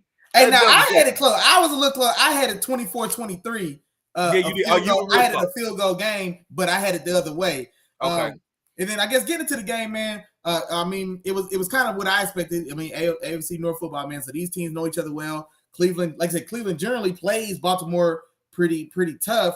And even though they hadn't necessarily looked great lately, I still took Cleveland in this. It's hard for me to just take purple anyway, honestly. But I did take Cleveland in this, and I thought they had a real shot to win it. Now, to their credit, I think it started a little ugly. They fought back. The play of this game, when it's all said and done, the field goal at the end of the game. So whether or not, and I don't know if you saw how much of this game you watched or seen, but since Cleveland drives the field, they're in position to kick like a 45 or 47-yard field goal to I think that would have tied. Would that have tied the game at that point? Tied the game. Yeah, to tie the game. So they call a penalty on the center for moving his head.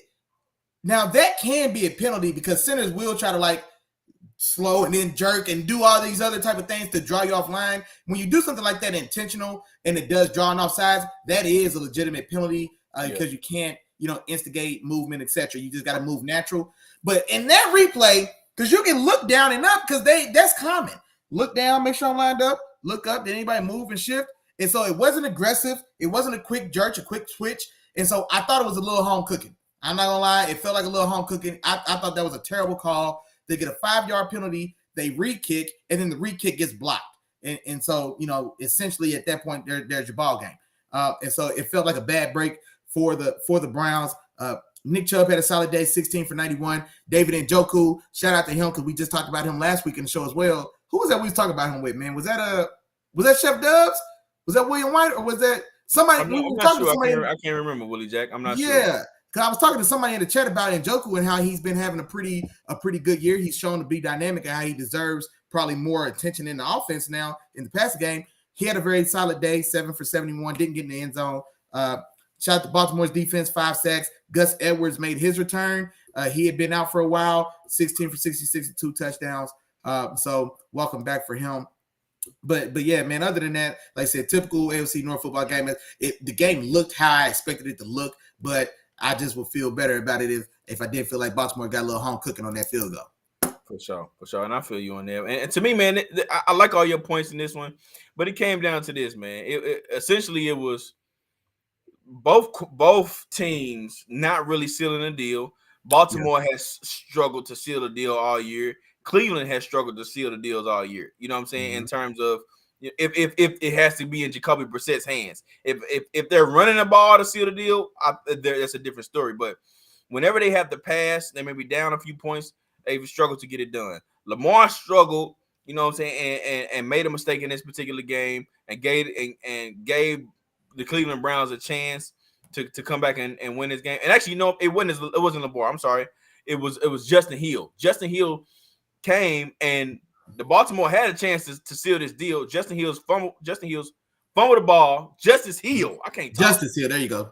Justice Hill fumbles the ball, gives it back to Cleveland. Cleveland has a chance to seal the deal, and they can't seal the deal. You know what I'm saying? They missed the field goal, and of course, we talked about the penalty already, so I'm not going to jump into that anymore. But that's pretty much what happened. Neither team can seal the deal, and Baltimore came away with the W in this particular game. You know what I'm saying? So that's kind of how the game went.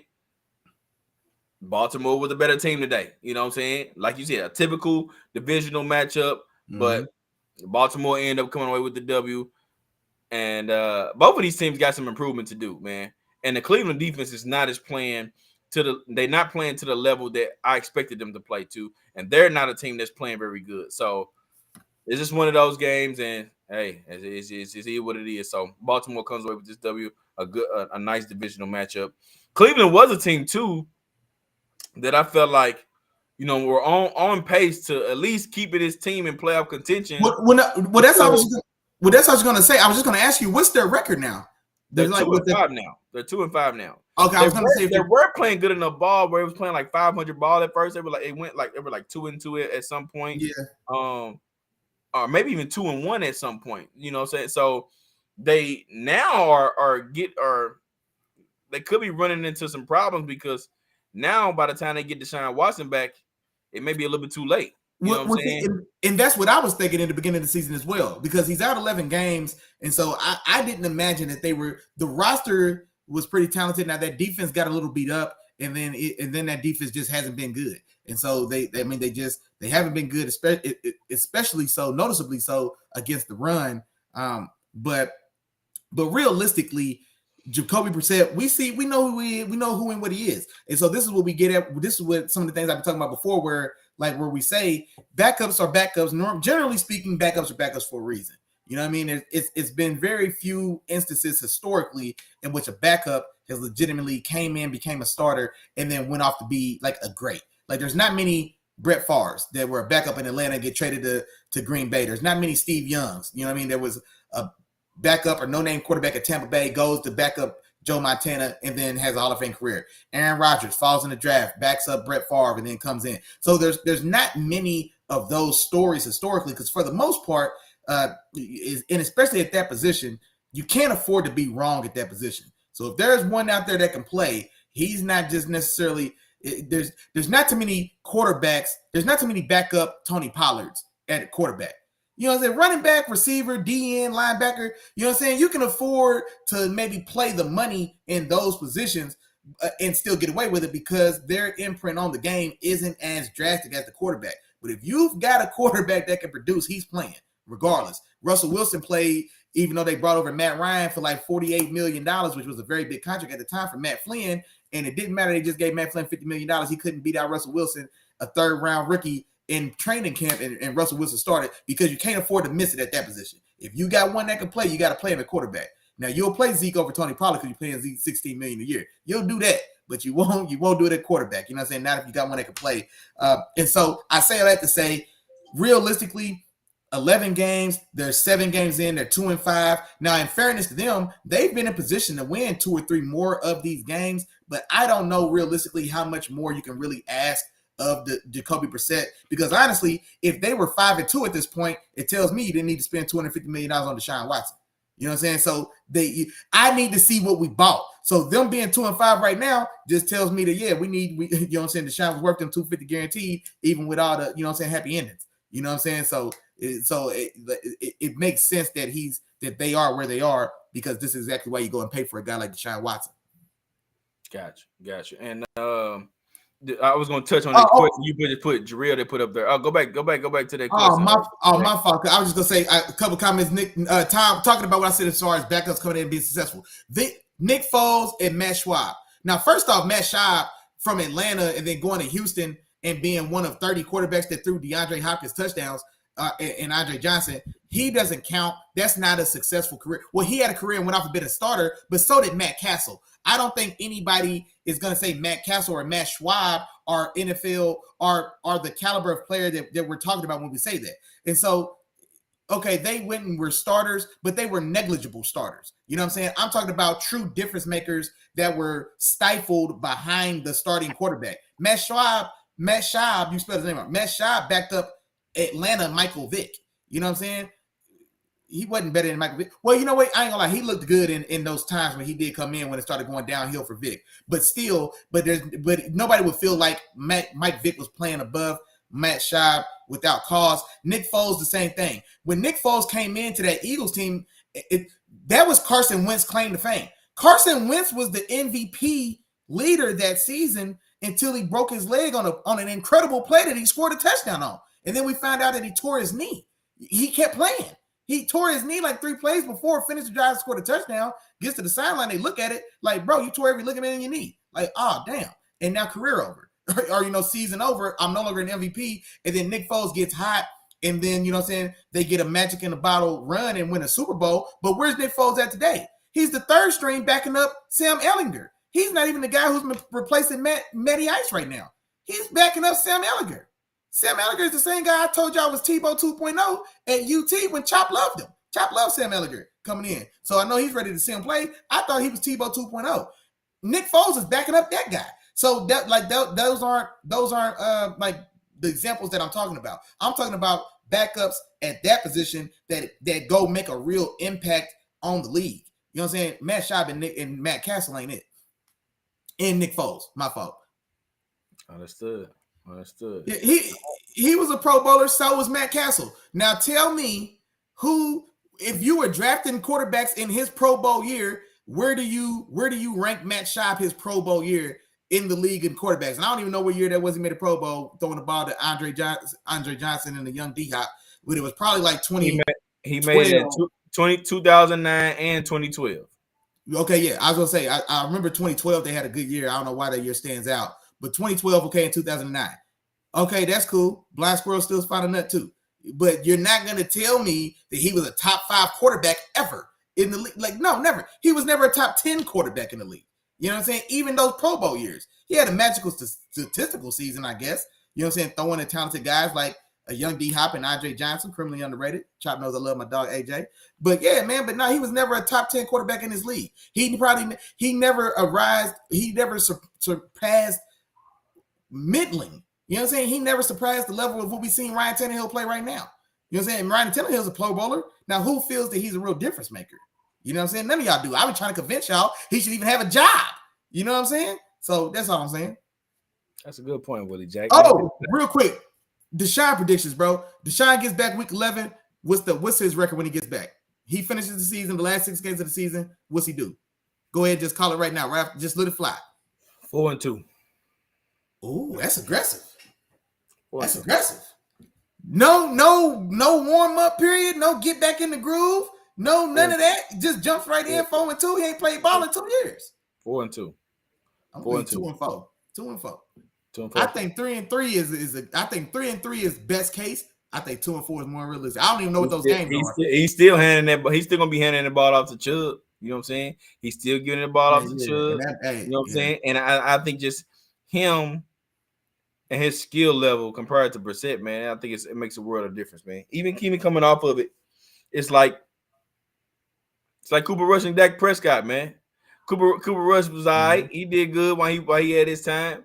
But Dak Prescott is different. It's just different. You know what I'm saying? When you step on the field, you know what I'm saying? It's like it's just different when this swag just come through. You know what I'm saying? When you see Chop walk through the door, it's just it just hit different. You know what I'm saying? It ain't I can't explain it. It just hit different. No, you know what I'm saying? The truth is, and that's the thing about backups, and that's the thing about Cooper Rush, which is a good point because for 2 games he had boys fooled like he could play ball. But then this is why I be trying to tell y'all: the cream rises to the top, and if the cream got to rise to the top, then guess what the rest of it do?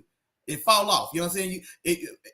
Fake thugs gonna pretend for so long. Somebody gonna hit you in the mouth, and then we got to see if you're gonna be by something. You know what I'm saying? So, and then when that point comes, a backup normally reverts to what he is. You know what I'm saying? That's what we saw Cooper Rush do. We've seen Tyler Heineke do before last year. We'll see what he does with his opportunity this year. We've seen it with Geno a couple times before he got the Seattle opportunity. You know what I'm saying? So we'll see what happens. A couple predictions. Tom said 2-4. Our dog Jared in the building. What's going on, man? He said 2-4, 3-3 tops. Yeah. Hey, man. I don't know what Miles on, man. I don't know what he's seen. Brissett been playing some ball for the past 3 years. I don't know what he's talking about, man. Oh, handball. Oh, that's what he's talking about. Oh, basketball. Okay. It makes sense. He's a hoop. He hoops in the offseason. I think I read hooping. that. Oh, he got a shot. I read that. Yeah, bucket. They say he's okay. My fault. I must have read it wrong. My fault, Miles. Yeah, come My on, fault, man. bro. You know our dog Miles know better than that. Come on, Yeah, man. yeah. Okay, my fault. I'm glad you clarified that up for me. I'm glad you cleared it up for me, dog. I appreciate you. On to the next one, Willie Jack, man. We have the Jets. They go to Denver, man, to take on the Broncos. The Jets win this game 16-9, man. Low scoring game for sure. Yeah. As we talked about a little bit earlier, man.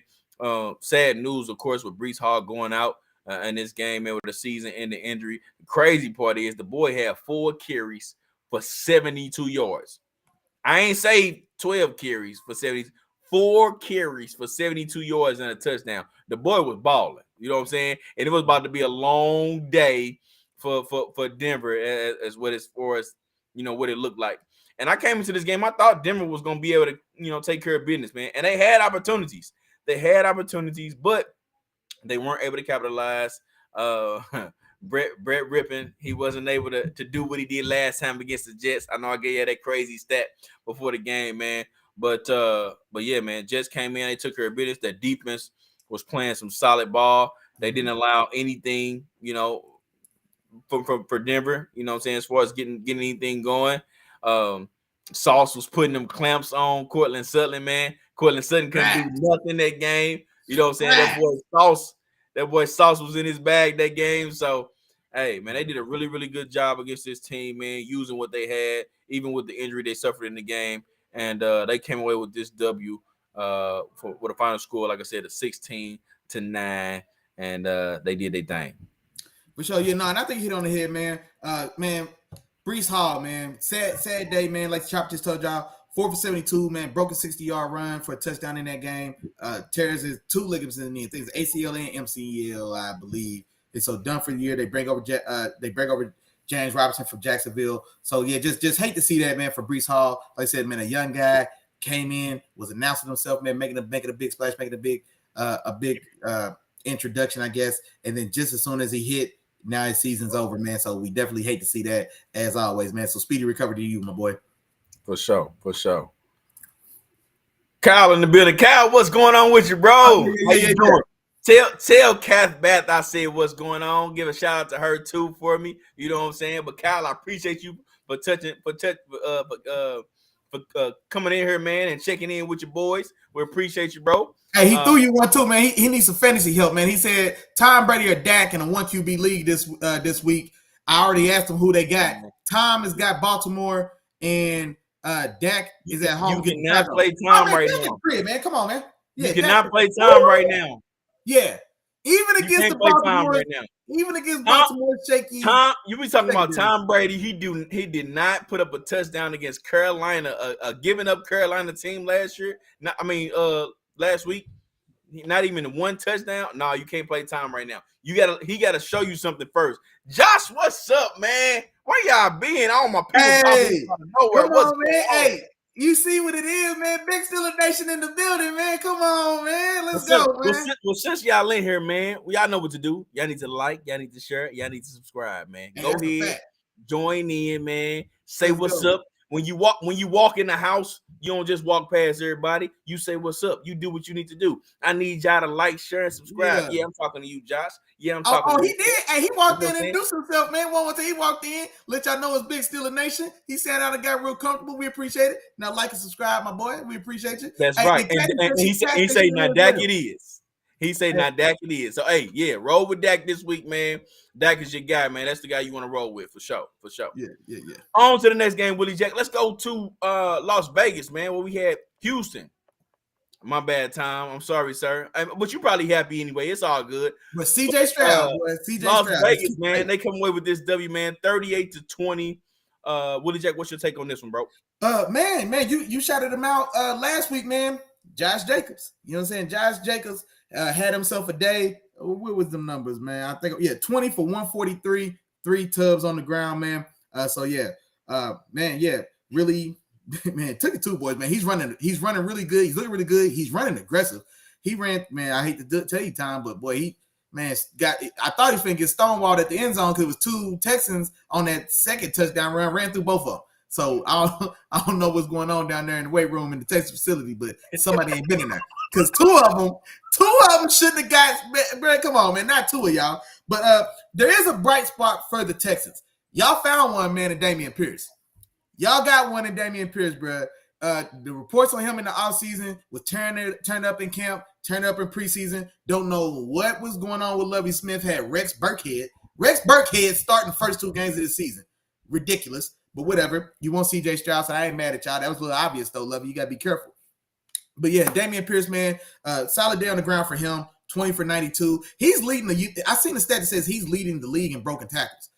And I'll tell you why that's so impressive. Because if you ask me who's leading the league in broken tackles, without even looking at the stat, I'll just tell you Nick Chubb, because it takes 3 people to tackle him.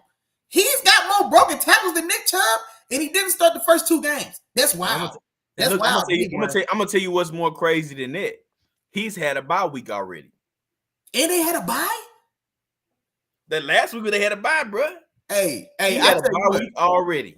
Hey, I tell you what, he liable to be my second favorite back in the league next year behind Nick Chubb. You know, I like them big backs that just go get in your chest and just take your cereal and in your face and just sit there and eat it in your face, and you can't even do nothing. And sure enough, Jarrell, come on with the question, man. That's what I'm talking about. Hey, is Josh Jacobs the best back in the league right now? Is Josh Jacobs the best back in the league right now? And see, this goes back to what we was talking about this past Sunday, Willie J. Yeah, it does. And see, here's the thing about it is because, like, is he the hottest back in the league right now? Yeah. Sure. But see, I feel bad saying the best, because I feel like it does take away from guys that didn't take 2 years off like him. I don't want to knock Nick Chubb for having 3 solid years just because Josh Jacobs, they had 3 solid games. You know what I'm saying? Like, if you're gonna come for, so I don't want us to just be too caught up in the moment. But is he the hottest back in the league right now? That makes me feel better. And honestly, I don't want to give him more credit than Saquon, because Saquon is also coming off injury. No, that's the conversation. Comeback player of the year for running backs. Josh Jacobs and Saquon Barkley, both of them coming off injury played years. These last 2 years for both of them been pretty beat up. And then when they played it hadn't been the same. This looks like their first real season back to themselves, and both of them are putting on a show. And so there, I think, is the conversation. But hottest back in the league right now, yeah, I give them that, man. I don't want to disrespect some of these guys that have been putting in their work and ain't had no off days yet. For sure. And that's what I want to know too. What are the qualifications of comeback player of the year? You know what I'm saying? Because Saquon did play a decent amount of games last year. Now, he wasn't the same. He was still recovering while playing. I think he only played 7 games, didn't he? Or 9 games? Or I'm not sure. He may have played more than that, but I'm just saying either way, it's like, I don't know what the qualifications are. It's not. No, and that's actually a very good question, because one year there was a quarterback who won it 1 year and he wasn't injured, but he just, most times is if you come back from an injury, that's like the obvious reason. Like, you come back from an injury and you ball, but it doesn't have to be limited to an injury. I think you can just have like a very down, ugly year and then come back and just light it up. Like, I don't think you have to be injured. And so that's why I think that Saquon is still, because Saquon has been talked about, or his name's been mentioned as like a forerunner for, you know what I'm saying, that award. And like you said, he played last year, he just didn't play necessarily well. And so I think you can't just be, if it's just an ugly year and you come back and ball out, then that'll qualify. Okay. Well, yeah. Now, when C-Mac get it, though, it's going to be because of injury. It ain't going to be because he played all last year like Saquon and just didn't do nothing. Well, yeah, Saquon only played 7 games. I just looked it up. Okay, so that's what I thought. I didn't think it was all the season. I thought he played more, but yeah, he played 7 games. But yeah, Saquon the best back in the league. Don't worry about it. Yeah, leading the league in yards for scrimmage, man. He the best back in the league. And he ain't got nothing else on offense, man. He the best back. He got Daniel Jones. What you mean? Hold on. He got Daniel Jones. Hey, Daniel Jones had 300 combined and 2 touchdowns last week. Hey, Daniel Jones went for 200, no interceptions, and 100 on the ground. Hey, Willie, I want you to say that one more time for the people in the back, because they ain't hear you. Hey, he got who? He had 300 combined yards from scrimmage, 100 yards on the ground. What's his name though? Danny Dimes, what they call him. On to the next game, man. We had Seattle. Now, this is my dog boy right here. They rolled come on, man. Back, man. Come on. Hey, y'all know what's going on, man. Hey, he didn't write back. When you talk about Big Gino, you flexing, you little know he didn't write back. Come on, man. Man, Seattle wins this game 37-23, man. Willie, what happened in this one, man? Man, just a little bit of Kenneth Walker III, rookie running back, man, 23 carries. 168 yards on the ground, 2 touchdowns, got loose for 70 or so yards on one of those, you know what I'm saying? Big Geno, 200 yards, 2 touchdowns. Now, he did throw an interception in this game. It was, I'm not overly mad at it. He tried to drill a ball in. I think it was Lockett. It was tough coverage. He tried to put one in. Ball gets tipped in the air and it gets intercepted. Only Geno's, I think it was his second pick. Second or third pick. So he has been careful with the ball. He hasn't been willy-nilly. So he's been playing very good ball. But like I said, did throw a pick there. Marquise Goodwin, man. Marquise Goodwin got busy today. He was the guy on the other side of those touchdowns from Geno. Only 60 yards or 60 or so yards, but 2 touchdowns. And yeah, man, no, other than that, I mean, man, yeah, no, I think that was it, man. I'll leave some meat on that bone, man, for you so you can talk about your former stepson, man. I think you just full-fledged just let Justin go, huh? You just let him go, man. You let little Josh go. You just try to let little Josh go, man. Come on, man. Talk to me about the Chargers. And look, I'm gonna tell you this, man. Hey, hold on, wait. Before you say something about the Chargers, somebody call Ike Turner and get him in here, man. He be doing too much. He be doing too much of this about these Chargers, man. I need you in here to catch these whoopings now. Come on, man. Talk to him about these Chargers. Hey, and you know what? I was thinking the same thing. And he probably don't want to come in here because he knows. He waiting for him to win. He know. Yeah, that's when he probably gonna be in here. He waiting for him to win. He gonna be in here. Hey, I love my dog. I'm gonna say this, man. The real difference maker for this Seattle team has been the last couple of weeks, in my opinion, Kenneth Walker, man. This dude is making a difference because he's bringing something that Seattle didn't have the first few weeks. Now, don't get me wrong, Rashad Penny wasn't bad. He was running the ball solid. He was having a very but they haven't had this type of production out of their running back, consistently. And in the last couple of weeks, man, it's been over 100 yards. Kenneth Walker is running that ball well. And if he runs the ball like this the rest of the season, yeah, that's it, man. It's Kenneth Walker's job to lose. So that's what we're kind of looking at there. But I like what Seattle's doing, and I gotta say, Willie Jack, man, I gotta say, you don't want me over, dog. You don't want me over. It ain't. He say Big Geno. It ain't Big Geno for me, but come on, man. I'm getting rid of my fears of inconsistency because he's starting to show me consistency. That's what he's starting to show me. And I appreciate that, and I love to see that from a Geno Smith, man. He's showing that, hey, man, I can do this. I can be a starting quarterback in this league. Yeah, it may have taken me a little time. Yeah, I went through a few obstacles. You know what I'm saying? May have gotten my jaw broke. You know what I'm saying? Oh, he did. May have gotten my jaw broke, but I made my way back. They wrote me off, but they ain't right back. Right you know what I'm saying? Come on, man. So, hey, shout out to Geno. On the other side of that, I expected a lot more from this Chargers team, man. You know what I'm saying? 23 points against a team like this, and this is again. Well, you gotta be careful when you say a team like this because they playing ball now. You gotta be careful. This is again what I talk about, man. When I talk about Justin Herbert and we talk about him being one of the best quarterbacks in the league, he's not the best quarterback in the league. Ike, I wish he was in here because of stuff like this. Quarterbacks in this game, man, they will their team to a win. Now, don't get me wrong. I think a decent part of this has to do with Staley. He's got to go, man. In my opinion, he's got to go. This team is way too talented to put up performances like this. You know what I'm saying? 51 throws by Herbert, you know what I'm saying, this particular game. 33 completions, you know what I'm saying, almost 300 yards, 2 touchdowns and an interception. Not a stellar performance at all. You know what I'm saying? And Eckler, of course, they're getting him to rock, but 12 catches, 96 yards and a touchdown. Hey, man, I don't know what's I get it, but Keenan Allen is back in this game. Keenan Allen was active. Now they tried to, I think they're trying to manage his reps. You know what I'm saying? So I think that's what they're trying to do a little bit. And they got a bye week coming up this week, so they might be resting him a little bit and maybe gonna let him be a full go the following week. But as of right now, man, hey, when y'all come back off of this bye, I expect more from the Chargers team, man. Y'all made a lot of moves in the offseason. Y'all supposedly have helped this defense out a lot. J.C. Jackson has really struggled, and I think he came over out for the season now. This game too. And now he's out for the year. He's out for the year now. So that's going to hurt. Well, maybe, I don't know. Is it going to hurt? Because he ain't been playing well. You know what I'm saying? But yeah, they got a lot that they can do, man, and it's about time for them to get things going. And right now they don't have things going. They're struggling. They don't look like a real orchestrated team. The offense doesn't look fluid. And man, they got some work to do. I think you hit the nail right on the head when you said that this bye week is huge for them, because what's their record right now, Chop? Are they 3-4? The Chargers are right now. The Chargers are 4-3.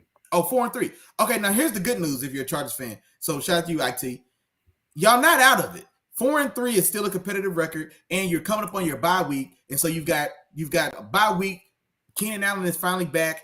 He'll need this extra time to get himself as close to healthy as he can get. Nobody's ever going to be 100% at this point in the season. But now you get to reset, you get to recharge, you get to refocus, and now maybe you come back and you look more like the team that we wanted to see, to start this year, or the way you closed last year, as opposed to kind of stumbling around as you have been. So the bye week is going to be big for them, and they'll have an opportunity though. I think it's too early to write them off, because this bye week is perfect. They're getting healthy, or they're getting the gas back in their car. They've been riding around on fumes for about 3-4 weeks now, waiting on Keenan Allen, and now he's back.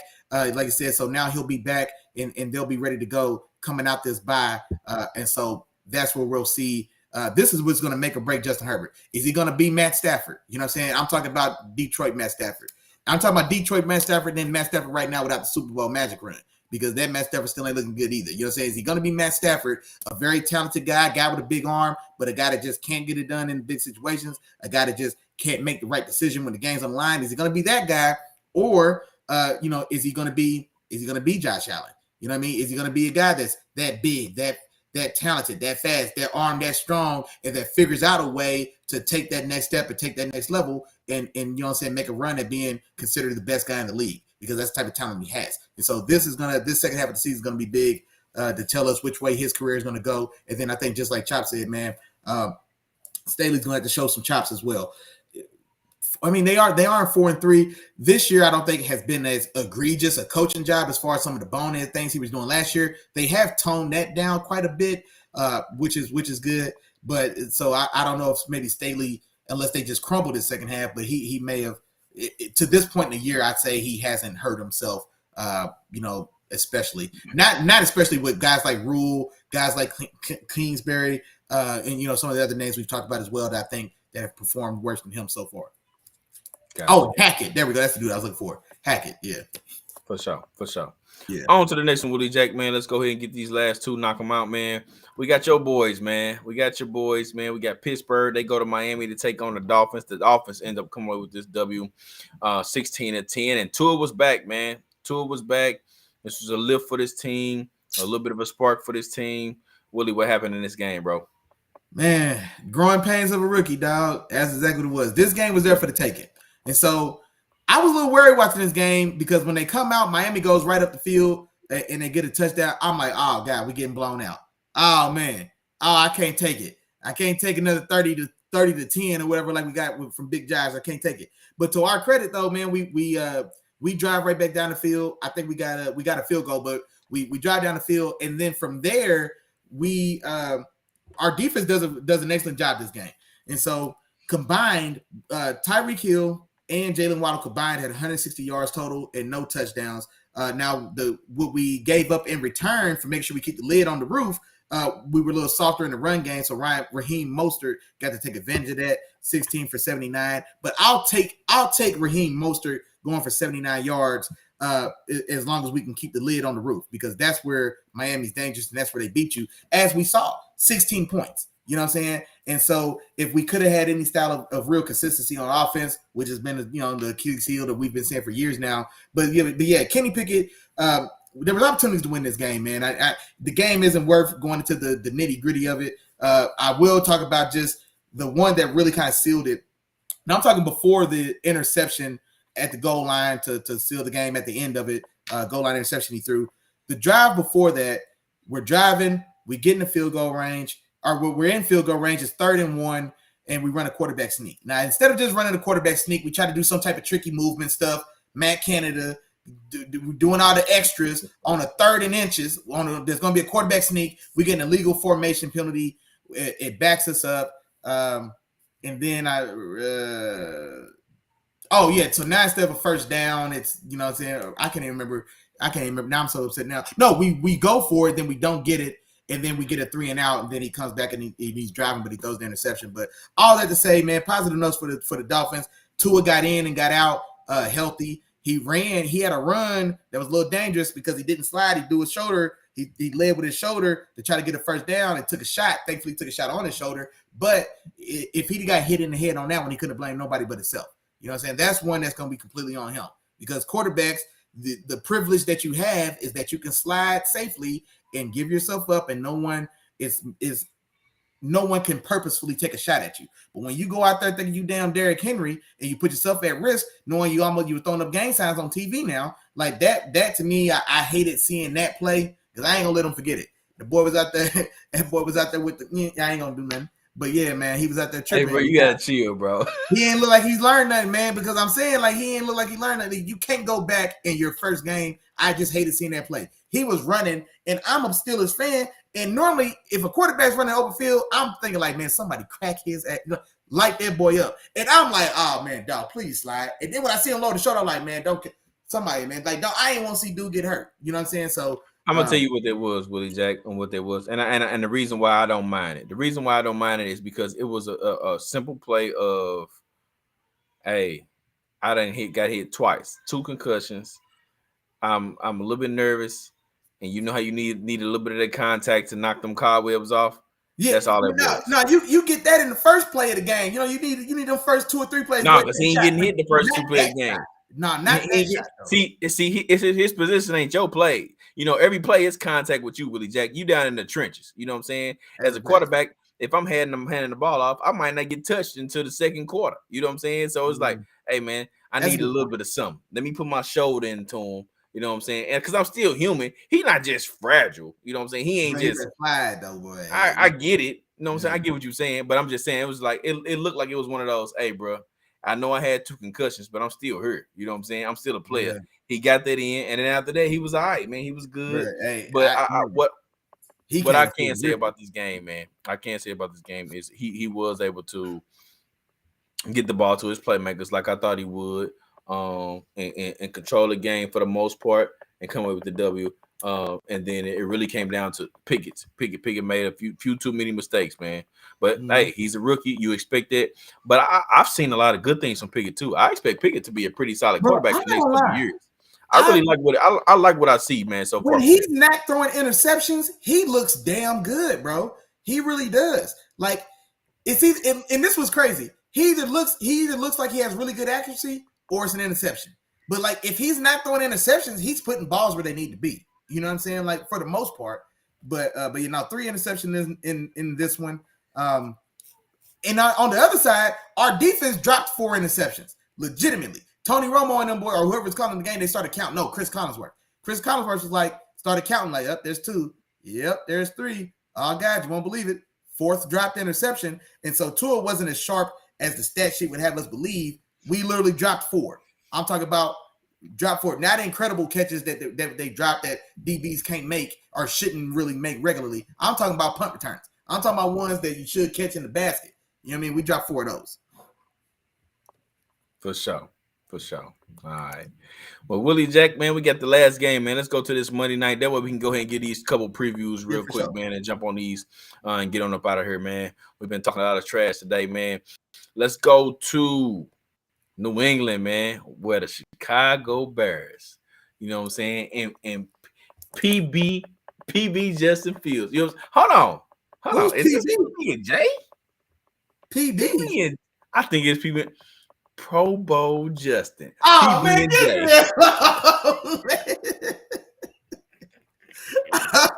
PBJ, Pro Bowl Justin. PB and J, man. Pro Bowl Justin. Look, man, let's go to New England, man, where we had the Bears. They go see the Patriots, man. And the Bears end up coming away with this surprising victory, man. They win this one 33-14. Willie, you got something to say about this one? Talk to me, dog. Yeah, man. So I mean, now Justin Fields. Now on paper, he had a pretty good day. 13 for 21, 179 yards, 1 touchdown, 1 pick. Running the ball, really good day. 14 carries, 82 yards, and a touchdown. Now, the stat line reads. I think the stat line reads better than he played there was a lot of bad play, bad decision making, and flat out holding the ball too long, not knowing when to die, not knowing when to go ahead and live for the next play. Too much of that. Matt Judon was out there looking like the rebirth of you know what I'm saying, Reggie White. Matt Judon was a terror, 2.5 sacks in his face all night, and really had himself a day. But no, shout out to the Bears, man. They went out there and really took it to New England and being a team that's as limited offensively as they are. And so you can't do nothing but respect that. David Montgomery, 15 for 60 on the ground, a touchdown. Herbert, 12 for 60 as well, a 25-yard receiver touchdown. So all told, they ran the ball essentially at will. They ran the ball well all night against a stingy Patriots defense. You know what I'm saying? That front seven, like I said, Matt Judon had today in the pass game, but Chicago really ran the ball and really kept the game going, or kept the momentum going on their side, and cashed in and got touchdowns in the place of in the place of field goals. Yeah, and I wish Miles was still in here, because this is the perfect example of what I'll be talking about when I talk about Justin Fields. Because I agree with you, Willie. I agree with you. Everything wasn't, roses and bubbles when it came to Justin Fields. Everything wasn't perfect. You know what I'm saying? He didn't go out there and play a perfect game like you may have thought. But you've seen a lot of those flashes. You know what I'm saying? You've seen a lot of flashes in games of his playmaking ability and his ability to change a whole game just off of his athleticism and his ability to make plays. You know what I'm saying? You can see that he can change. He can change the game in that way. I also like the fact that the Bears changed that offense a little bit. That's not the way their offense normally looked. And they changed it to in a sense where it's like, all right, let's make sure we get our best guy in the best position to be successful. He's not going to be our traditional pocket passer. That's just not who he is. I think we've seen enough of that to know that part of him. But what we can do, let's design a couple of these runs. You know what I'm saying? And like I said before, he could be a Jalen Hurts. You know what I'm saying? And you see 15 carries. That's the same stat line you would see from a Jalen Hurts. Mm-hmm. Around like 15 carries, 82 yards rushing. You know what I'm saying? Mm-hmm. And it makes a world of difference, man. A world of difference to your offense and to the team when you can put up a performance like that, because that means a few things. One, you're moving the ball. Two, you're keeping the ball. You know what I'm saying? So your time of possession is it makes it a huge difference, in these particular games. You know, no, that's a fact. Between the three of them, between the two running backs and Justin Fields, they have 40 carries. You know what I'm saying? And for good yardage. And so, just like you said, they really controlled that run game. They really dominated the clock in a lot of that game for sure. For sure. I mean, and it shows the Bears had the ball for almost 40 minutes compared to the Patriots 22 minutes. Mm-hmm. And the Patriots are also the type of team that likes to control the ball, to keep the ball in their hands. So you keep the ball away from the ball for the team that likes to keep the ball. Hey, you in a good position. You know what I'm saying? But you keep the ball away from a team that likes to keep the ball. Okay. Yeah. Say it twice fast though. Don't on camera. Don't say it on camera. Don't do it. Hey, now here's another thing, man. On the other side of that, so ugly day for the Patriots for sure. Mac Jones makes the start, comes in, goes 3 for 6, only 13 yards, and throws an interception before he gets replaced with Bradley Zappi. Zappi, who me and Chop wanted to see get this start anyway. And honestly, I mean, it's hindsight. I wonder, when Zappi came in, it looked like, man, me and Chop was on something. And he took Mac Jones' job. You know what I'm saying? That first series until they come out, it's a scoring drive. It's like, all right, Mac Jones, there it is. You had your shot. And then to Chicago's credit, they kept pace, didn't take their foot off the pedal, came back, scored again, and really forced this game to get away from the Patriots and Zappi. Because just like Chop said, man, the Patriots don't want to have they want to be able to feed their running back. They want Ramondre Stevenson in their backfield to get 40 carries. You know what I'm saying? And they were forced into a position where they had to let Bradley Zappi try to, use his arm to keep him, or to bring him back in this game, and he wasn't able to do so. 14 for 22, 185, 1 touchdown, 2 picks, 3 picks total between him and Jones. Now, here's something that I just saw today, because I thought Mac Jones getting replaced in that game was a function of how poor the offense was working in that first half, and especially with him coming back for injury. and I don't know if you saw this yourself, but I saw I want to say like NFL Network. They said that was actually planned. They were planning on rotating both Zappe and Jones, but I guess the original game plan was going to be more evenly split. But then they were saying that once Jones was looked as poor as he did, okay, so let's bring in Zappe. But then that game got out of hand so fast, it wasn't worth bringing Jones in when you're down 3 touchdowns, fighting uphill, and he's coming back from injury. And so they were saying that that's more so the reason why Zappe finished the game as opposed to Jones. And so I guess the sky isn't falling for Mac Jones. They've already came out and said they're planning on him being the starter next week. And so, there's that as well. Because I thought it was the other way. Oh, man, my bad. Last thing I want to shout out to my dog, Roquan Smith, man. Cooper Jones, if you were still in the building, man, you know what's going on. 12 tackles, 1 for a loss, 1 sack, and 1 interception, man. Roquan Smith, man, getting it done. Chicago going to wish they gave you that bag after this year, bro, because if you don't break the bank, somebody's going to have a bag for you, man. So shout out to you, sir. Gotcha. All right, Willie J. So that wraps up. That puts a bow on week 7, man. And now we got to talk about a couple of these week 8 games, man. Of course, we got the Thursday night game tomorrow night, as well as a London game early Sunday morning, man. First, let's talk about this Thursday night game. Willie, we got the Baltimore Ravens, man. They going to Tampa Bay to take on the Bucks. Who you got in this one, man? Ooh. Wait, Baltimore's on the road or they at home? Yeah, Baltimore's on the road, man. They going to Tampa Bay. Ooh. I know. I'm hip, bro. I am. You know what? I'm taking touchdown Tommy. I'm taking touchdown Tommy for no other reason than Tom ain't losing 3 in a row, man. When's the last time Tom Brady lost 3 games in a row? I don't know, Maybe man. not ever. Maybe I don't. That's what I was about to say. I didn't want to be the one to say it. I'm glad you said it. I don't know if touchdown Tommy's ever lost 3 games in a row. And you see touchdown Tommy getting fired up, boy. He started getting boys' faces on these sidelines, but he's over cussing the offense out last week in Carolina.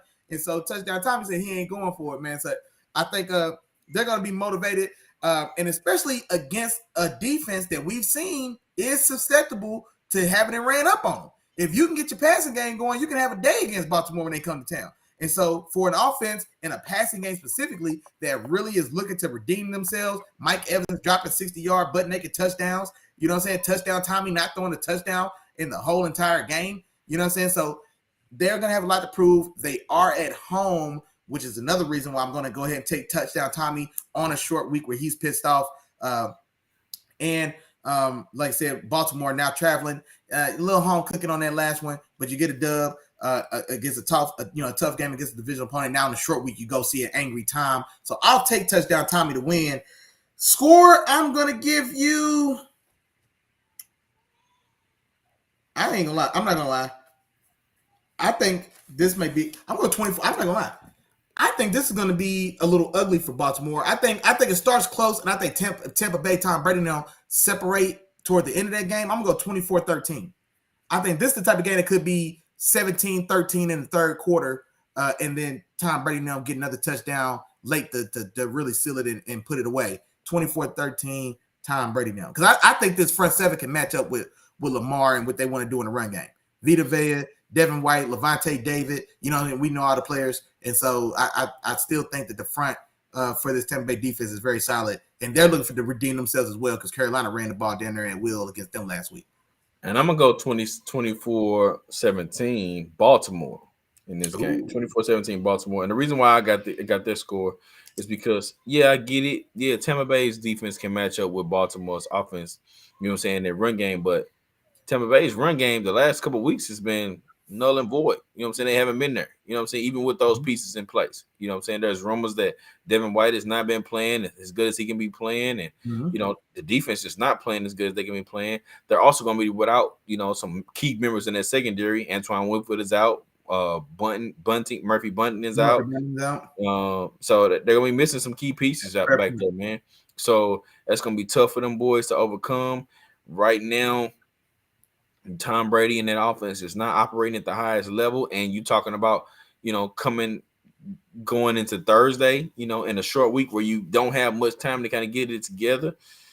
Yeah, man, I don't know if I see them winning this game, man. And then you got on the other side of that Baltimore. Yeah, it's still regular Lamar, but the regular Lamar is still a good Lamar. You know what I'm saying? They also got Rashad Bateman back, to pair with, Mark Andrews, Gus Edwards is running the ball pretty solid, man. I expect this defense to do pretty well, man. And I think Tampa Bay is one-dimensional on offense, which makes it easier for Ravens defense because they can't run the ball. Leonard Fournette is, like I said, it's not running the ball well at all, man. Yeah. So I want to see them to run the ball well, and when they can run the ball well, I think that will open up things for Tom Brady over the middle. You know what I'm saying? Because he loves that play action, hit somebody over the middle, hit Godwin over the middle. You know what I'm saying? Right behind those linebackers. You know what I'm saying? That's one of his favorite passes. But if they can't do that, it's gonna be trouble, man. So I got Baltimore in this game 24-17. Okay, I got you. Then who's the Sunday Europe game this week? The Europe game. We got Denver going to Jacksonville, man. 2-5 games. It's the toilet bowl. Toilet bowl, baby. It's the toilet bowl. But one thing I will say is I think Russell Wilson is planning on playing this game. I don't know how much of a difference that's going to make. You know what I'm saying? But Denver is playing against Jacksonville in London. And I go first on this one, Willie Jack. I keep doing it, and I don't know. Maybe I keep digging myself a hole, man. I'm going Denver in this game.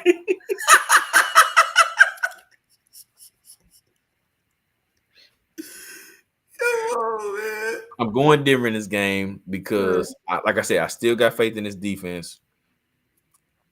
I want them to pull through, man. I want them to pull through.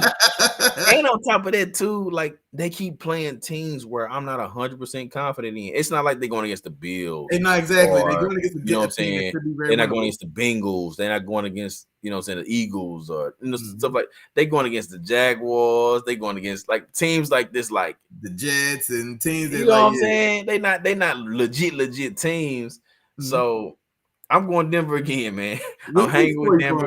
You know what I'm saying? I'm hoping they can put things together. I'm hoping Russell Wilson comes back and he puts something together to make this work.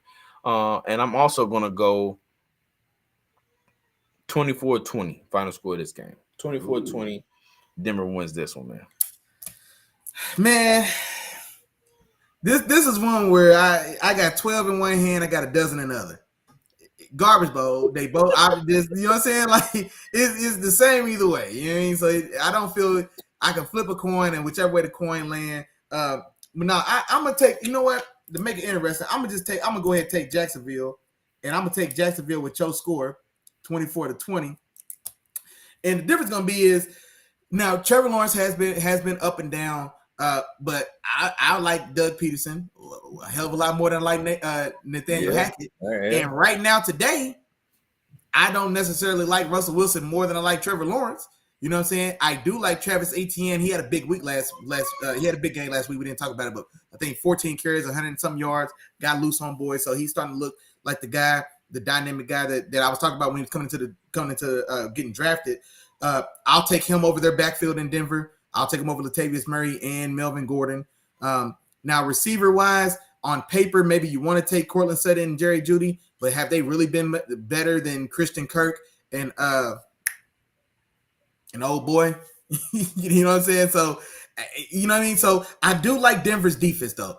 Patrick Surtain is strapping boys up. Bradley Chubb has been very solid. They've still got a very stingy defense. But to Jacksonville's credit, Jacksonville's defense now, on the whole, all season, they haven't been as tight a unit as Denver, but they do have a nice group of young talent. Trayvon Walker, the number one pick, you know what I'm saying? Say what you will about the pick when they made it, but he's been an asset. Now, has he taken the league by storm? Well, no, but he's playing solid ball and he's contributing. Devin Lloyd, first round linebacker. They've got a nice young group and they play aggressive and against an offense that doesn't have much going for itself, they could look like the damn 85 Bears. Like this, I think Jacksonville's defense has a chance to really look like they got some of that work over against this Denver offense that has been just poo with Russell Wilson. Whereas I think Denver's defense, which is better than Jacksonville's top to bottom, but I think they'll have a tougher time with Jacksonville's offense just because Jacksonville's offense itself is just more competent. So I'll still take Jacksonville. Both teams are traveling to Europe, but I'll leave your score. I don't think there's going to be a lot of points in this game one way or the other, so I don't mind your score 24-20, but I'll take Jacksonville on the other side instead. Okay. All right. Well, there you have it, man. The first 2 games of week 8, man. We got them picked, we got them predicted, man. You know what I'm saying? And that's what's gonna happen, man. That's just what's gonna happen. But hey, that concludes your show for the day. Me and your boy Willie Jack, we out. Don't forget, like, share, and subscribe, man. If you're still in here, like, share, and subscribe. Share it to your homeboys, man. Share it to your pages. You know what I'm saying? I know y'all in some football groups. Share it to them boys, man. Let them know what's going on. And without further ado, man, Willie Jack, bring us on home, bro. Hey, there you go, man. Just like he told y'all, man. Week 7 is in the books. Week 8 is here. Here we go. And so, yeah, man. Appreciate all the love, man. Appreciate all the love and support as always, man. Appreciate everybody that came through, man. Now, one time for the membership call, man. One time for the roll call, man. I hope you was in here so I can get you, man. Let's see. The home team was in full effect, man. Shout out to Miles. Shout out to my little sister. Shout out to my cousin. Shout out to my dog Diesel from the crib, man. Appreciate all y'all coming through, following in with your boy. Shout out to the members, man. Y'all know what's going on. Day One Gang, Jarrell was in the building as always, man. Day One Gang, Skinny, man. Real DLCL Sports is in the building, man. Real Day One Gang, Joseph Kenny, our dog, Brother Red, No Voice of the Podcast. They was in the building, man. Man, who else is in here, man? Man, shout out to Big Chef Dubs, man. Our dog William White, Jets fan, man. He was in the building. Appreciate you, my boy. Man, our dog Tom, our dog Cooper Jones in the building, man. Come on now. Chop, your homeboy, your homegirl to fill in tonight, man. Kevin and Kath. Hey, appreciate y'all, man. Yeah, Kyle and Kath. Yeah. Kyle and Kath. Appreciate both y'all for coming through. Kevin Wilkinson was in the building with Miles Anthony was in the building. Hey, Miles Anthony returned, man. The return of the Mac, man. Appreciate you coming through, my boy. I'm scrolling, man. I'm scrolling. Chop. Jared. Shout out to Jared. Jared, man, you missed your shout out earlier in the show, man. You sitting in my chair right now. You got to pick them ahead of me by about 1 right now. So don't worry. I'll fix that for you Sunday. I know the big seat's a little heavy for you. Don't worry. I got you, big dog. Hey, other than that, man, you know what's going on, man. Come on. You know I tried. Y'all know I mean it, man. If I forgot to say your name, say it with me. Charge it to my head, man. Don't charge it to my heart. You know we thinking about your name. Come on now. Appreciate the love and support as always, man. Wednesdays we don't wear no watch because you ain't got nowhere else to be on at 7 o'clock on Wednesday, but right in here with your dogs, man. So, hey, we appreciate everybody, man, coming through. Tap back in, man, Sunday. Y'all know what's going on. I'm tired of playing with y'all, boy. Tap in on Sunday. A lot of y'all out here getting done bad in your fantasy leagues. You're getting done bad in your weekly pick'ems. You want to know why? Tell me why, Chop. Because they ain't listening to Chop and Willie in the morning, man. They ain't here to Chop and Willie in the morning. Chop called 6 games. Exactly the score. Chop had to score 6 games this week. Come on, man. Y'all stop playing. But y'all don't hear me, though. Chop and Willie in the morning, man. Sundays at 10 o'clock. Wednesday, home base, the home show. Chop and I told y'all, man, when you little in the yard, you run around tired with a popsicle, you can't be safe until you get the home base. And that's the Wednesday show right here tonight at 7 o'clock, man. Wednesdays at 7. In here with your dogs, man. Sundays, 10 in the morning. In here with your dogs, man. Stop playing. Appreciate the love and support as always, man. Y'all know we couldn't do it without you. Peace. Peace.